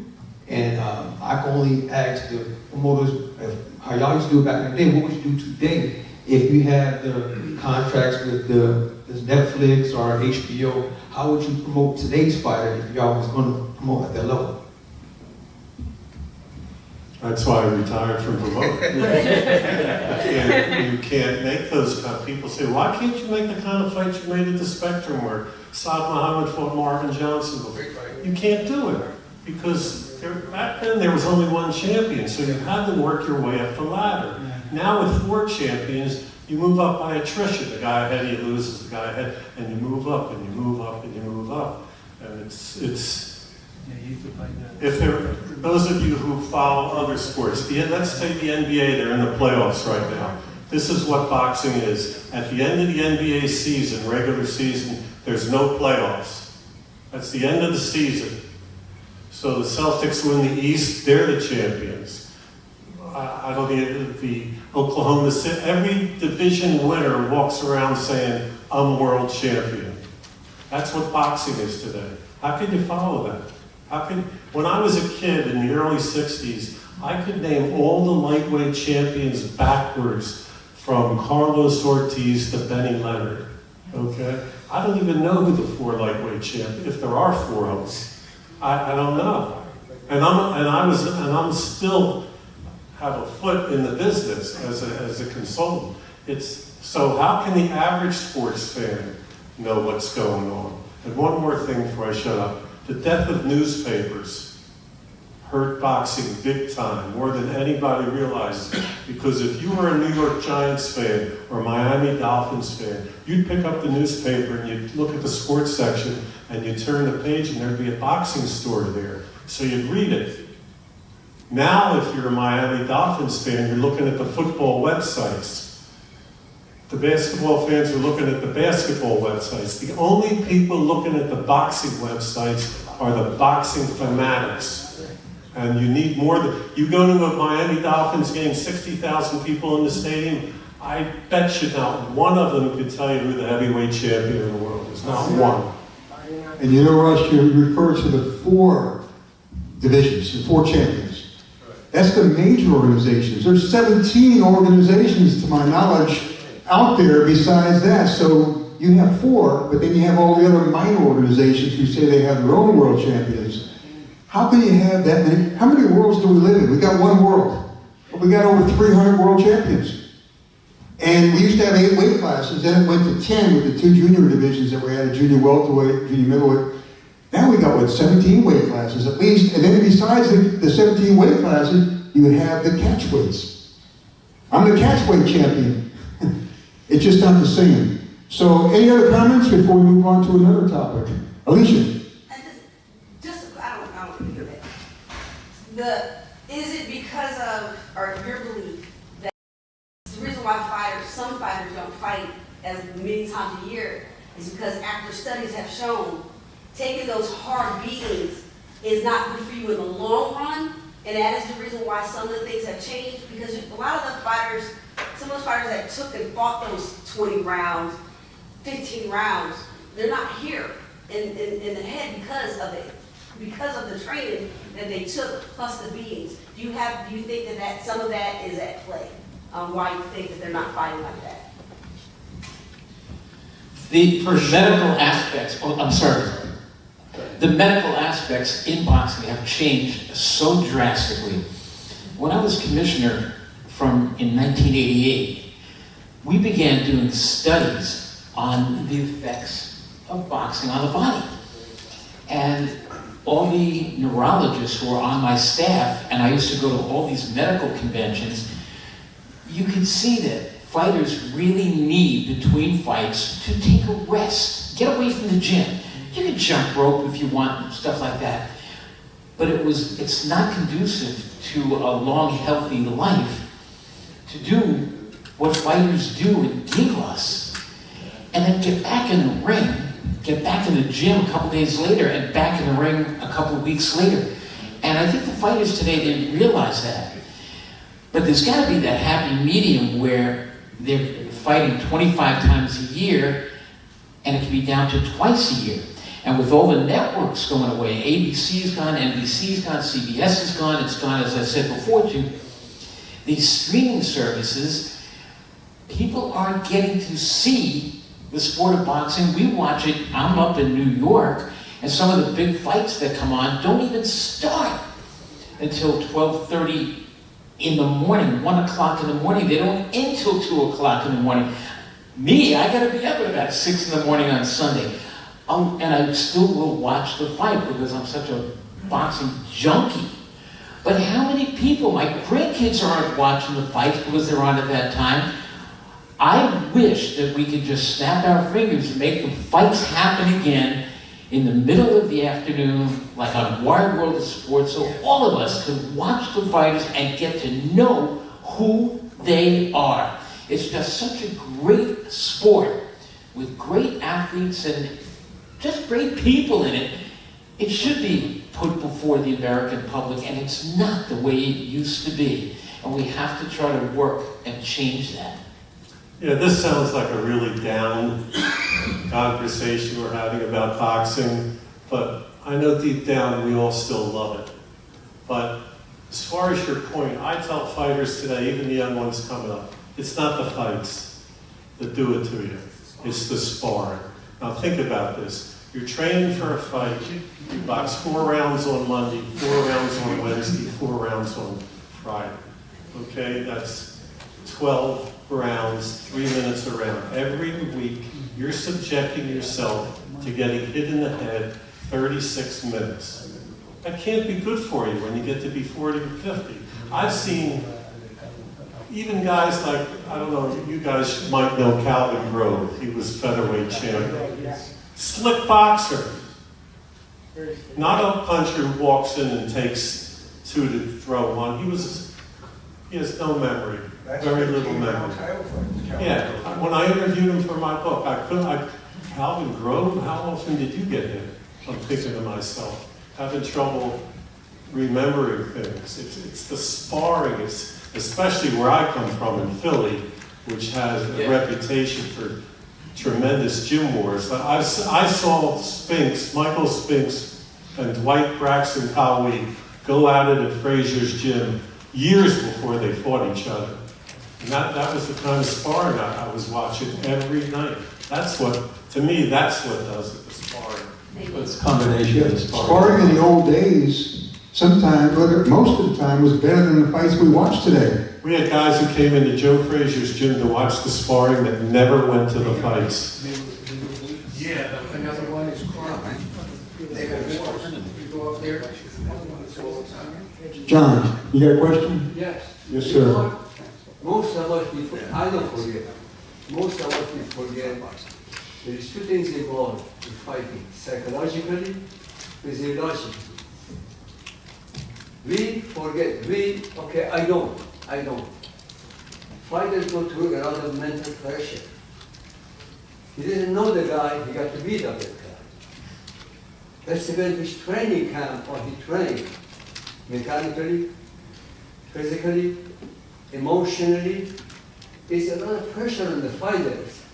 He's going to take thousands of the punches. Imagine if you fight every 3 months, he's burned out. No, that's the difference between the old and new. The old fighters knew how to handle the pressure. Boxing is a mental sport as much physical sport. And you have to know how to relax in the ring. You have to know how to see things and react to it. Your fight rarely is your reward for the hard work in a gym. But one of the problems that was alluded to that Bristol said was the sparring beforehand, not the fights themselves. But what happens is, you go to other places and the sparring isn't like it is. Like in our gym, for example, what we preach, they're not fighting in the gym, they're learning how to become good fighters. So they're not hitting 100%. And when they land a shot, they might step back and let you recover for a little bit because we're not in there to hurt each other. That's how we do it in our gym. But anyway, let's change the subject now because that was a very good subject. And as Rose said, it's down part and up, back and forth. I got another one that might be a little interesting. I'm going to put some people on the spot a little bit to use your memory here. And what that is it was alluded, or as mentioned, was the Ron Lyle, George Foreman classic fight, up and down knockdowns, right? I'm going to ask each person on the panel to give a personal review of one of their all-time most exciting fights, even if it's an unheralded fighter. You know, you talk about, to me, like a Johnny Los Cicero and a Caveman Lee. One of the greatest fights ever. In my opinion, he's not a world champion, not a Hall of Famer, but the fight itself was unbelievable. So let's talk about a few fights that we remember, each of us, that were like that. Whether it's a great fighter or a good fighter, but they participated in some classic fights. That's going to be fun. Let's talk about that. I was fortunate to have promoted the greatest fight I ever saw in person, and it was the first fight between Matthew Saad Muhammad and Marvin Johnson at the Spectrum in July of '77. It was a 12-round fight for the North American title, and there was no such thing as a feeling out round. It was toe-to-toe for 11 rounds. And going into the 12th, it was 1-1-1 on the 3 scorecards. And Saad Muhammad stopped him in the 12th round. The fight's available on YouTube. You could see it. And I remember when the fight was over, we went back to the hotel where Marvin was staying. He was from Indianapolis. And we went up to his room, and down the hallway, he was sprawled out in front of his room. And me and Kelsey McClure, who was the commissioner from Indiana, who would come in, we'd lift Marvin up and carry him to his, get his room key and carry him to his bed. The only things that came close to that were the fights I promoted with Frank the Animal Fletcher, who was, as soon as the bell rang, yeah. But that was, and I was at Castillo Corrales. and I was at Gaddy Ward 1. But I still think, and I'm prejudiced, that Saad Muhammad and Marvin Johnson. The second fight was just as good, but it was 4 rounds shorter. Mr. Bells, just a point and footnote. I just saw him just a week and a half ago at his home in Indianapolis. Marvin. Yep. Yeah, it's as good days. He remembers that fight like it was yesterday. Okay, that's good to know. But he doesn't remember anything else. No, but you know what? Go ahead, I'm sorry. And that's just a footnote to what boxing is all about. Is that we've never protected our fighters. Like if this would have happened, and it did in the NFL, they took care of that problem. We have never taken care of this problem. We have never justificated the issues about how these fighters are fighting and how often they are fighting. Because if we did, if we had a baseline organization to handle that, and we knew that it was money involved and recognized it, we would have protected these fighters. Well, I was talking to some people the other day who was blaming Ruby Goldstein, the referee in the Benny Kid Paredes Griffith fight, for being responsible for Griffith's death. And right away I jumped in. It wasn't Ruby Goldstein, it was the New York State Athletic Commission. Had no right to, first of all, Perret shouldn't have even fought Gene Fulmer 90 days earlier. He was too big for Perret and he bludgeoned him, and here he is 90 days later fighting Emil Griffith. That's what killed him. The commission killed him, not Ruby Goldstein. Also, I would like to add that, you talk about brain damage, of course, and not enough has been done, but my book that I just completed beyond a couple of weeks, I addressed this problem, and because of the changes that boxing has changed, okay? We have fighters, as I say, fighting for a title, 12 rounds. 12 rounds. Maybe they've have a total of maybe 50, 60 rounds of pro experience, and they're put in a 12-round fight. And I've seen this many times. As I forced myself to watch a lot of fights, a lot of these fights I don't even like to watch because the fighters are taking too much punishment. They're just being hit too much. And the strategy looks like, okay, you hit me, I'm going to now hit you. Where's the slipping? Where's the ducking? Where's the parrying? You don't see that anymore. That's why the old timers, you say they fought 25, 30 times. The fighters today, if they try to fight 25, 30 times, they would die. You could not. They would get hit too often. They get hit too often in 3, 4 fights a year. A lot of them get hit more often in one fight than the old timers did in 5 or 6 fights. So my contention in writing this book was, okay, we got to change things. There's too much ignorance, abuse, and stupidity in this sport. I'm sorry. The 12-round fights have to be eliminated. No more 12-round fights, okay? And if you're going to have a title fight, maybe it should be only 8 rounds. You got a guy who's had 12 fights, and another guy with 19 wins, straight wins, 16 knockouts, total. No, I'm sorry. No 12-round fight. You look at the rep, make it an 8-round fight. I know that's saying, what are you talking about? No. Most of the fighters coming up, I say, you can't go into a 6-round fight until you have 50 professional rounds. So that's just one thing. The referees, this is the worst referees I've ever seen in my life today. I've seen fights now where I scream at the TV, stop this fight. What are you doing? They're afraid to stop the fight, especially if a promoter's fighter, say, whether it's an Aaron fighter or it's one of the other guys, I exclude this man here. But what happens is, the favorite is taking a beating, and the referee knows that if he is accused of acting too soon, he'll never work again for that promoter. That's crazy. That's crazy. The promoter picks the referee. That's crazy. The promoter basically picks the judges. Well, okay, indirectly. The promoter has a lot of influence with the sanctioning organizations. Trust me, a lot of stuff goes on behind the doors you don't even know about. The sport is still corrupt. It's abusive, and I'm sorry. Mike, let's go back to the other question. What are the highlight fights that you remember throughout the years? Oh, okay. That's what we want to talk about. I'm sorry, we're off topic. Okay. But one of the greatest fights it included Matt Franklin. He was in so many great fights, but his first fight with Yaki Lopez, I've never seen anything like that. I thought the first fight was better than the second fight. Yeah. And the other great fight, I was in Madison Square Garden, and the first 4 rounds of this fight was Graziano and Zale. And that was Dick Tiger and the Jersey Frankie DePaula. And DePaula drops Tiger twice, and then Tiger comes back and drops him twice.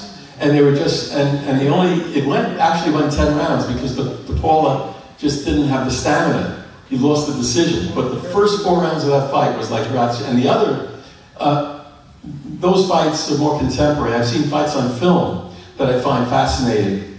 And one was Tony Zale and Marcel Cerdan. If you want to see what boxing was, how good these guys were, you have to look at the films. I would like anybody here to go to YouTube and watch the draw, the 10-round draw. I think it was a set between Kid Gavilan and Johnny Bratton. You will never in your life see a fight like that. You will see fights that are on YouTube. If you know what you're watching, you say, whoa, what is this, another sport?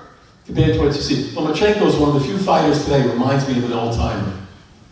He is one of the exceptions to the rule, a spectacular fighter who is a great trainer, and he took ballet. His father gave him ballet, said take ballet lessons for several years to improve his footwork. The best footwork I've seen, maybe since Willie Pep. Incredible, an exception. But the other fight, some of the old-time fights, I saw a fight 20 years ago. I'd always heard about Kid Chocolate, great Kid Chocolate. It was 1930s.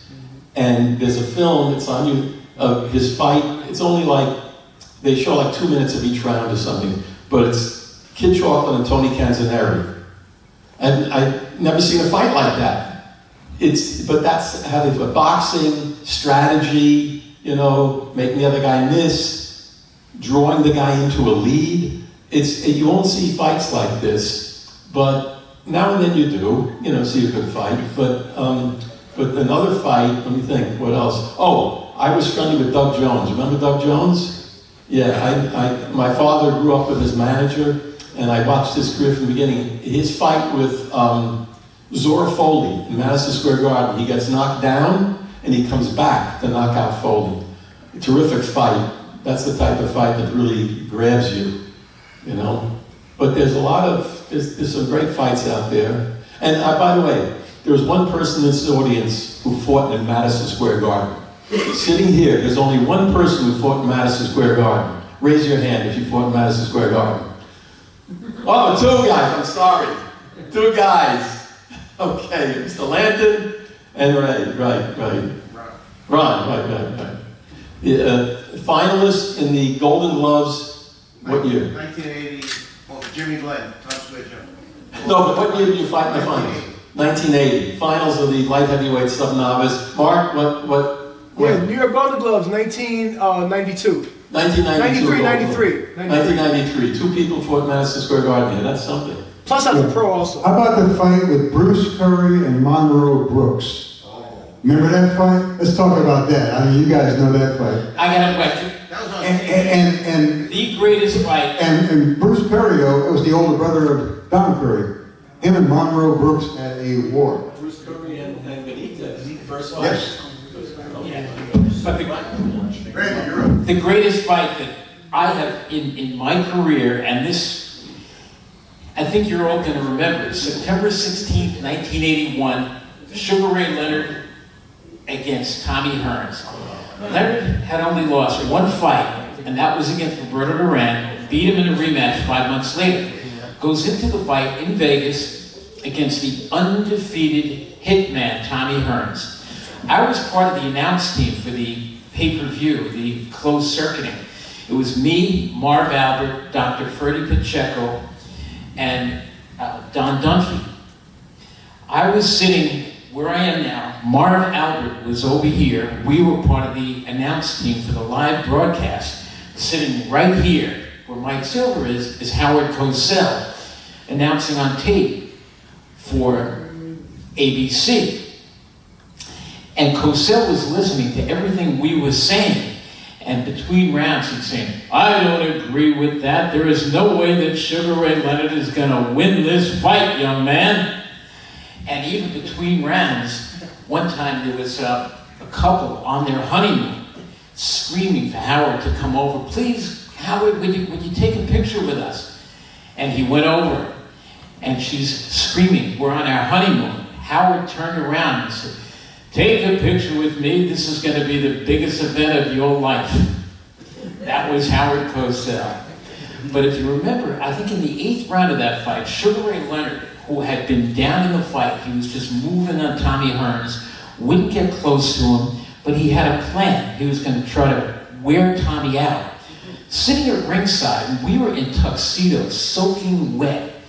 It was about 95 degrees at ringside. In the ring, which is right here, we had a thermometer, and it was 128 degrees in that ring. And I mean, how the fighters even could go one round in that kind of heat is beyond me. Tommy Hearns actually made the mistake that morning of getting a massage. Even though Emmanuel Stewart had pleaded with him, do not get a massage, because you just do something to your body where it depletes you of water. And Tommy Hearns melted, basically, later in the fight. And in about the 8th round, Sugar Ray Leonard decided he's going to step in, and now he's taking the fight to Tommy. Hits Tommy with a left hook to the side. Tommy bends over, lifts his right leg, and as he does, we know that it was a great shot. Cosell is screaming over here, the ribs of Thomas Hearns have been broken. They are broken. Marv Albert wrote me a note. Do you think they're broken? Because he was hearing Cosell. I said, not broken. He had the wind knocked out of him. Between rounds, I ran over and I said to Emmanuel Stewart, Cosell on the tape is saying that the ribs of Tommy Hearns are broken. And he said, no, he had the wind knocked out of him. I ran back and I told Marv Albert, no broken ribs. And when I said no broken ribs, Cosell was listening. He said, I'm telling you, those ribs are broken. P.S., we know what happened. Sugar Ray Leonard came back strong, 14th round. Angelo Dundee said, you're blowing it, son, you're blowing it. After the 13th round, he went out and then he stopped Tommy Hearns. I get home and I'm telling everybody, watch the fight on Friday night, because Cosell is screaming that the ribs of Tommy Hearns are broken. It turned out when he realized after the fight that they weren't broken, they had him go back to the studio, use the same headset, same microphone and everything, and they put on the crowd noise and the call of Howard Cosell as you're watching it a week later. There's a nice left hook by Sugar Ray Leonard. No mention of the broken ribs. But that night, that entire night was the most exciting night of boxing that I have ever been through. And I watched that fight over and over again, just to bring back that incredible memory. Tim Shipman, boxing commissioner for Florida here. What do you have to say, Tim? All right, I want to come back to what the gentleman was talking about, the sanctioning bodies and how they run with and what they're responsible for. I haven't been in this sport as long as me, especially you guys. So here, being the commission, I work with sanctioning bodies. I have officials. In fact, I have a couple of the officials sitting here right beside me right now. But there's a process that we work whenever different things behind the scenes with the commission, with sanctioning bodies. There's a lot of stuff that goes on that probably a lot of people don't understand. Selection of gloves, this and that. There's so many things that go on with it. However, in my position, I have never, and as far as all my other commissioners that I talk to, have the sanctioning bodies at this time, in this stage, has had a say in what officials try to run the shows. I know when a sanctioning body come here, or promoter, whatever state, wherever they're coming from, the state of Florida assign officials, which most of the time is me. When we do that, then We go to the next step. We get the officials, we let them know who it's gonna be, and we're ready to fight. In particular, with my officials, and I will let them tell you what I tell them about stopping the fight. And I don't give a darn who it is and where they come from. I don't even care if they come back to Florida. Because the fighter's safety is priority to me. And it's very, very important. So what do I tell you guys? If he sees somebody, he will always look at us and go, which is telling us to make sure we're watching that person. And he's never, ever said anything. I've stopped many of fights where I'm like, oh yeah, we've had enough. And as I'm walking and collecting or giving the scorecards, because he's sitting right there, he will look at me and go, good stoppage. So I know as a referee, I don't care who you are, you're not going to take too much punishment if I'm refereeing the fight. Because your life is in my hands, and it's very important to me. I had a situation where, not so much, but what people don't see for officials is that we care. My own commission told me, stop crying, you got work to do, go fix yourself because a fighter got hurt. But that's how emotionally, as an official, we are in caring. Now, I'm just speaking for myself about caring what's happening. And we have no problems stopping the fight, no matter if it's an upset. And I think every referee has a job to do, and it doesn't matter. I particularly, everybody that y'all talking about, y'all mentioned it, I'm not a boxing nut, okay? I do this because I enjoy the sport. I would tell him, hey, I got this fight, and he asked me, you know who that is? I said, I don't know who that is. I have no clue, 9 times out of 10, who I'm refereeing. And they could be big names. I just don't pay attention like that because I have one job, and that job is to do the rules, make sure to enforce those rules, and make sure that everybody on that ring walks out of there safely. Can I say something? Let me say this though. The reason why you guys are talking like that is the reason why we're here with Hall of Fame weekend. Florida is among the greatest state in the country for boxing for many, many years. Tim Shipman is a great commissioner. The people they have working with him are great officials. That's what makes Florida different than many other states. That's what makes Florida such a great state in boxing that it is. Now, the illusion of some corruption and stuff definitely takes place in the state of sport, in the sport of boxing. Not in Florida. But that's why we're celebrating this way. And that's why we're here as a group. It does take place in some places, not everywhere. But that's the way the sport is today. How long have you been commissioner? I was assistant executive director, which is the commission, for 7 years, and I've been in my current position as commissioner for now 2.5 to 3 years. And she's young. Yes, got 10 years and he's done a great job. But she's young.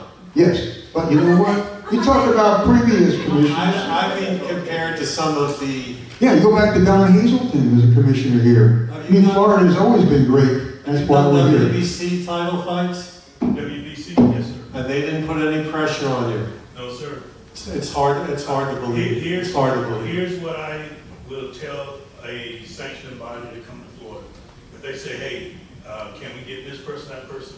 My first thought is no, because I don't know what you agreed to behind the door. Do you remember boxing history? Mike Rossman was light heavyweight champion of the world in '78. He was making his second defense against Victor Galindez in Las Vegas in February of '79. And the WBA was the sanctioning body. And Galindez, when we turned on TV that day, Rossman was in the ring, and Galindez was not in the ring. He walked out of the arena because Nevada refused to cave in to the WBA and appoint WBA officials. And Galindez was a favorite child of the WBA. So there was no fight that day. Galindez didn't get, the WBA didn't do anything to Galindez. Didn't do a thing to him. They just let him walk. But see, in that case, in nowadays, if that was the thing that the sanctioning body had, then Nevada could actually is the one who put people on suspensions, not the sanctioning bodies. But the states especially back then, didn't always Yes. agree. So they wound up fighting in New Orleans a few months later. So things have evolved and changed in many years, you know, since I've been in the seat, things have changed where I've had my hands in. We're dealing with sanctioned bodies, we're dealing with different states and all of this. I mean, this, in my opinion, and I can't talk for, except for the time that I've been in the seat, of managing or being part of the commission, I've heard it and I've seen things evolve with the different people, the type of fights that go on.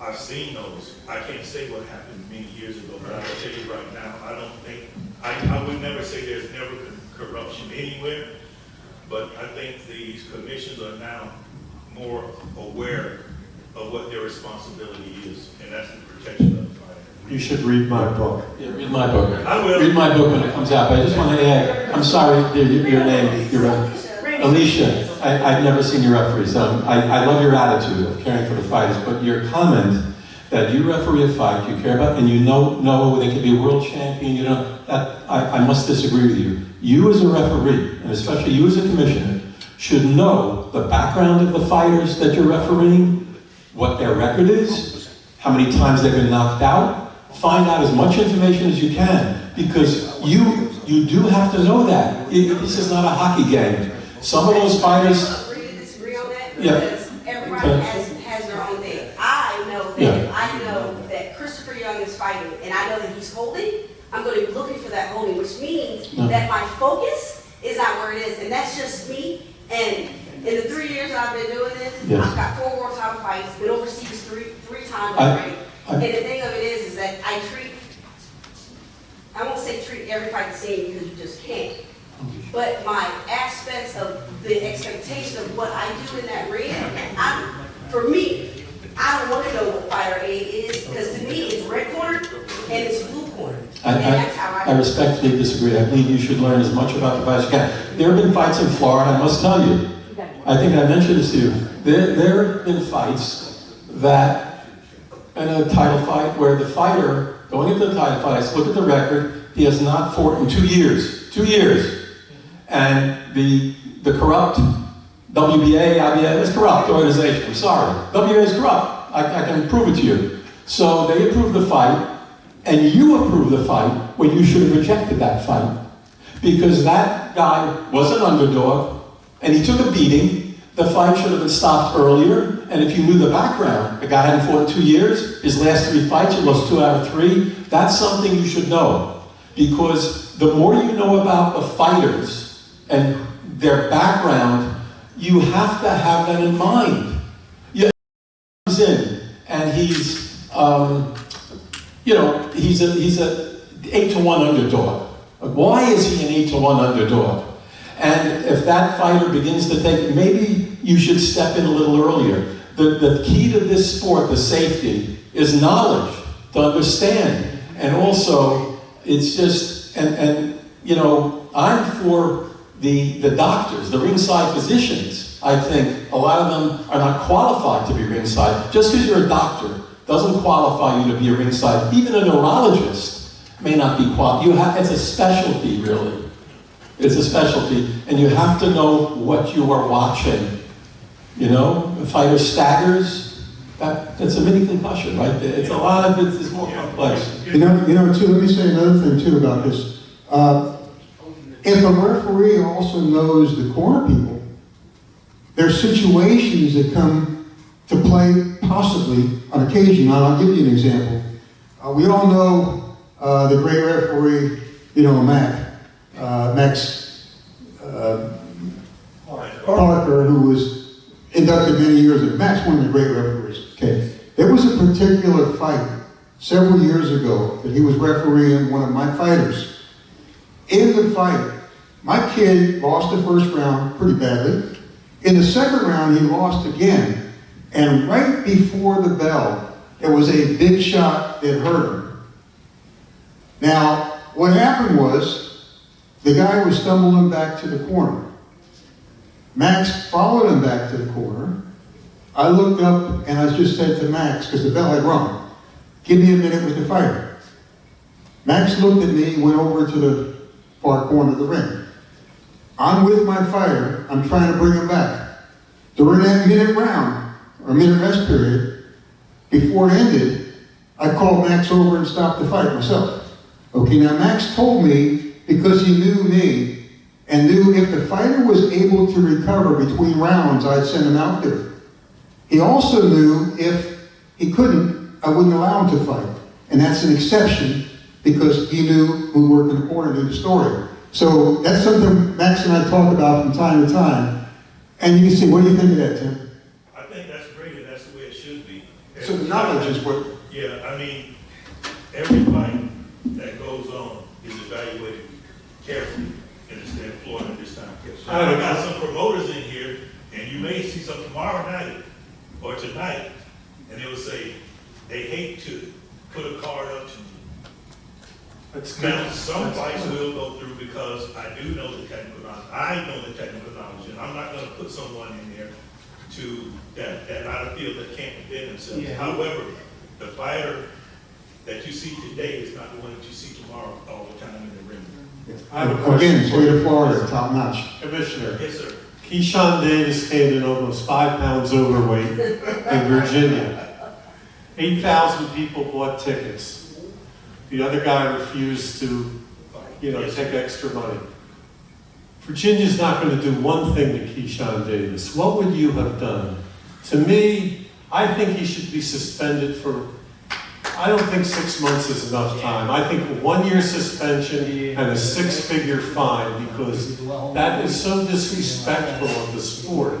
It's not like he figured out when he got on the scale he was going to be heavy. He had to know weeks ahead of time. Here's the way that I don't want to say what Virginia would did or what they're gonna do. Of course, hopefully not nothing. But per our statutes and regulations, it doesn't matter what state you're in. Our statutes and regulations dictate a lot of what the commission has authority to do, which meaning that they could do an immediate suspension on the fighter, and then it would go to a board of commissioners to hear it just like a court case in hearing. Now, at that point, depending upon what it says in your statute, will be determined on how long you can spare that fighter, how much money you can take from that fighter. But what happens in this case, I would assume, and this is something also in Florida, I would assume because that was the title fight or the key fight of the night, that promoter lost a lot of money. And under those grounds, I would probably assume that even after that, the melee after the fight in the dressing rooms is going to have a legal perspective too. So then you have to be patient and let the legal system and the commission work stuff out. One of the biggest things that we have a problem with and come out of course right now, everybody wants to be the first one to get the bad news of what's going on. Everybody's in such a rush. And we can't do that as a commission, be in a rush and say, this is what I'm going to do. Because if you say you're going to do something, you better be darn sure that you can deliver on it, because you lose all your credibility. I will see what is going on. I will sit back and I will make the determination. I'll even grab my rules and regulations to see where I am right now to fight. And then I will do something. I had an incident a couple of weeks ago where I wasn't at the ringside, but one of the fighters touched one of the officials, the referee inside of the ring. Okay, because the fighter had been knocked down 3 times. He just wasn't able to fight. He just couldn't get it together. The referee stopped the fight. And then on the way out the ring, he did something to the official. Right then, wasn't even no question, wasn't even no second answer. I'm taking out some of his purse and I'm putting him on such amount of this suspension. Don't come to the Florida and touch you in my officials, because we're going to have a problem. That's good, yes. Now, I got a question, a quick question. A commission fines somebody for something. Okay, there's a fine levy. That money goes to the state of who fines it, correct? Okay, is that correct? That's partially correct. What it goes through, it goes to the board of commissioners. The funds that get paid. The funds that they get paid, that the commissioner fine, it goes to the state. Right. It doesn't go to anyone. Right, and my question is, if a commission fines a fighter or a cornerman, whoever gets fined, and funds go to the state, why should the state get that money? In my opinion, it should either go partially back to the promoter who was harmed, or if there's a better place to go, put it in a fund to help fighters in need. Not in that specific case, that's his official that got touched. No, that's different. That's 100% true. That's two different things. My question is different. My question is, on any time a commission finds somebody, those funds, instead of going to the state, why should they receive funds? In reality, I might have a little temptation to be overzealous and find more people to raise more money. That's not the way it is, but I'm just saying that's a connotation. I think those funds should either go partially to the promoter who was affected by the loss, and the rest of the funds, perhaps a percentage, should go into a fund to help fighters in need. We have a problem always with fighters in need, very needy. You got people like John Scully and people raising money for these guys. What if all over the country, the fines that were levied were in a fund with a person in charge to designate which fighters need those funds? Wouldn't that be a better use of, quote, fines? Yeah, one of the things with that, Steve, as I was saying, it goes to the board of commissioners, and depending upon what the incident is, 9 times out of 10, the funds will not go back to the fighter, they'll go back to the promoter. That will occur. Now, for those of you who have fighters or have known fighters that are in bad situations and need stuff, the Association of Boxing Commission has a retired fighters fund. It doesn't matter if you file for 1 year, 2 year, or whatever it is. And it's a 501c3 that we work with. And a fighter can request funds to pay for electric, this and that and the other. The funds are not given directly to the fighter. It goes to a board, they look at it, and then 9 times out of 10, they just go ahead and help the fighters take care of this stuff.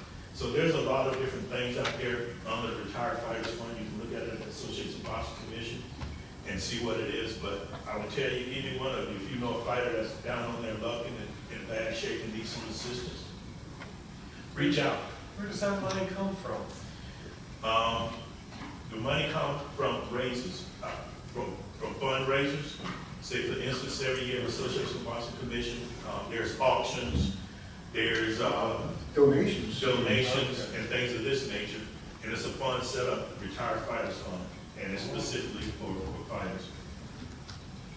We've had a great time here. The time is running thin, so we're going to close it down. But I really appreciate your participation. We had a great time today. This panel here, I've got the utmost respect for. You know, we've known each other many years, but you take that aside. Just my love for these guys and the respect I have for their knowledge and what they've each contributed to the sport of boxing is the best there is. And to have all of them here, 2 of them getting inducted in the Florida Boxing Hall of Fame, a gentleman who's going to be a keynote speaker in a few hours, to have the audience of great people that are sitting here and great friends. This is so good, and I really appreciate it and enjoy so much.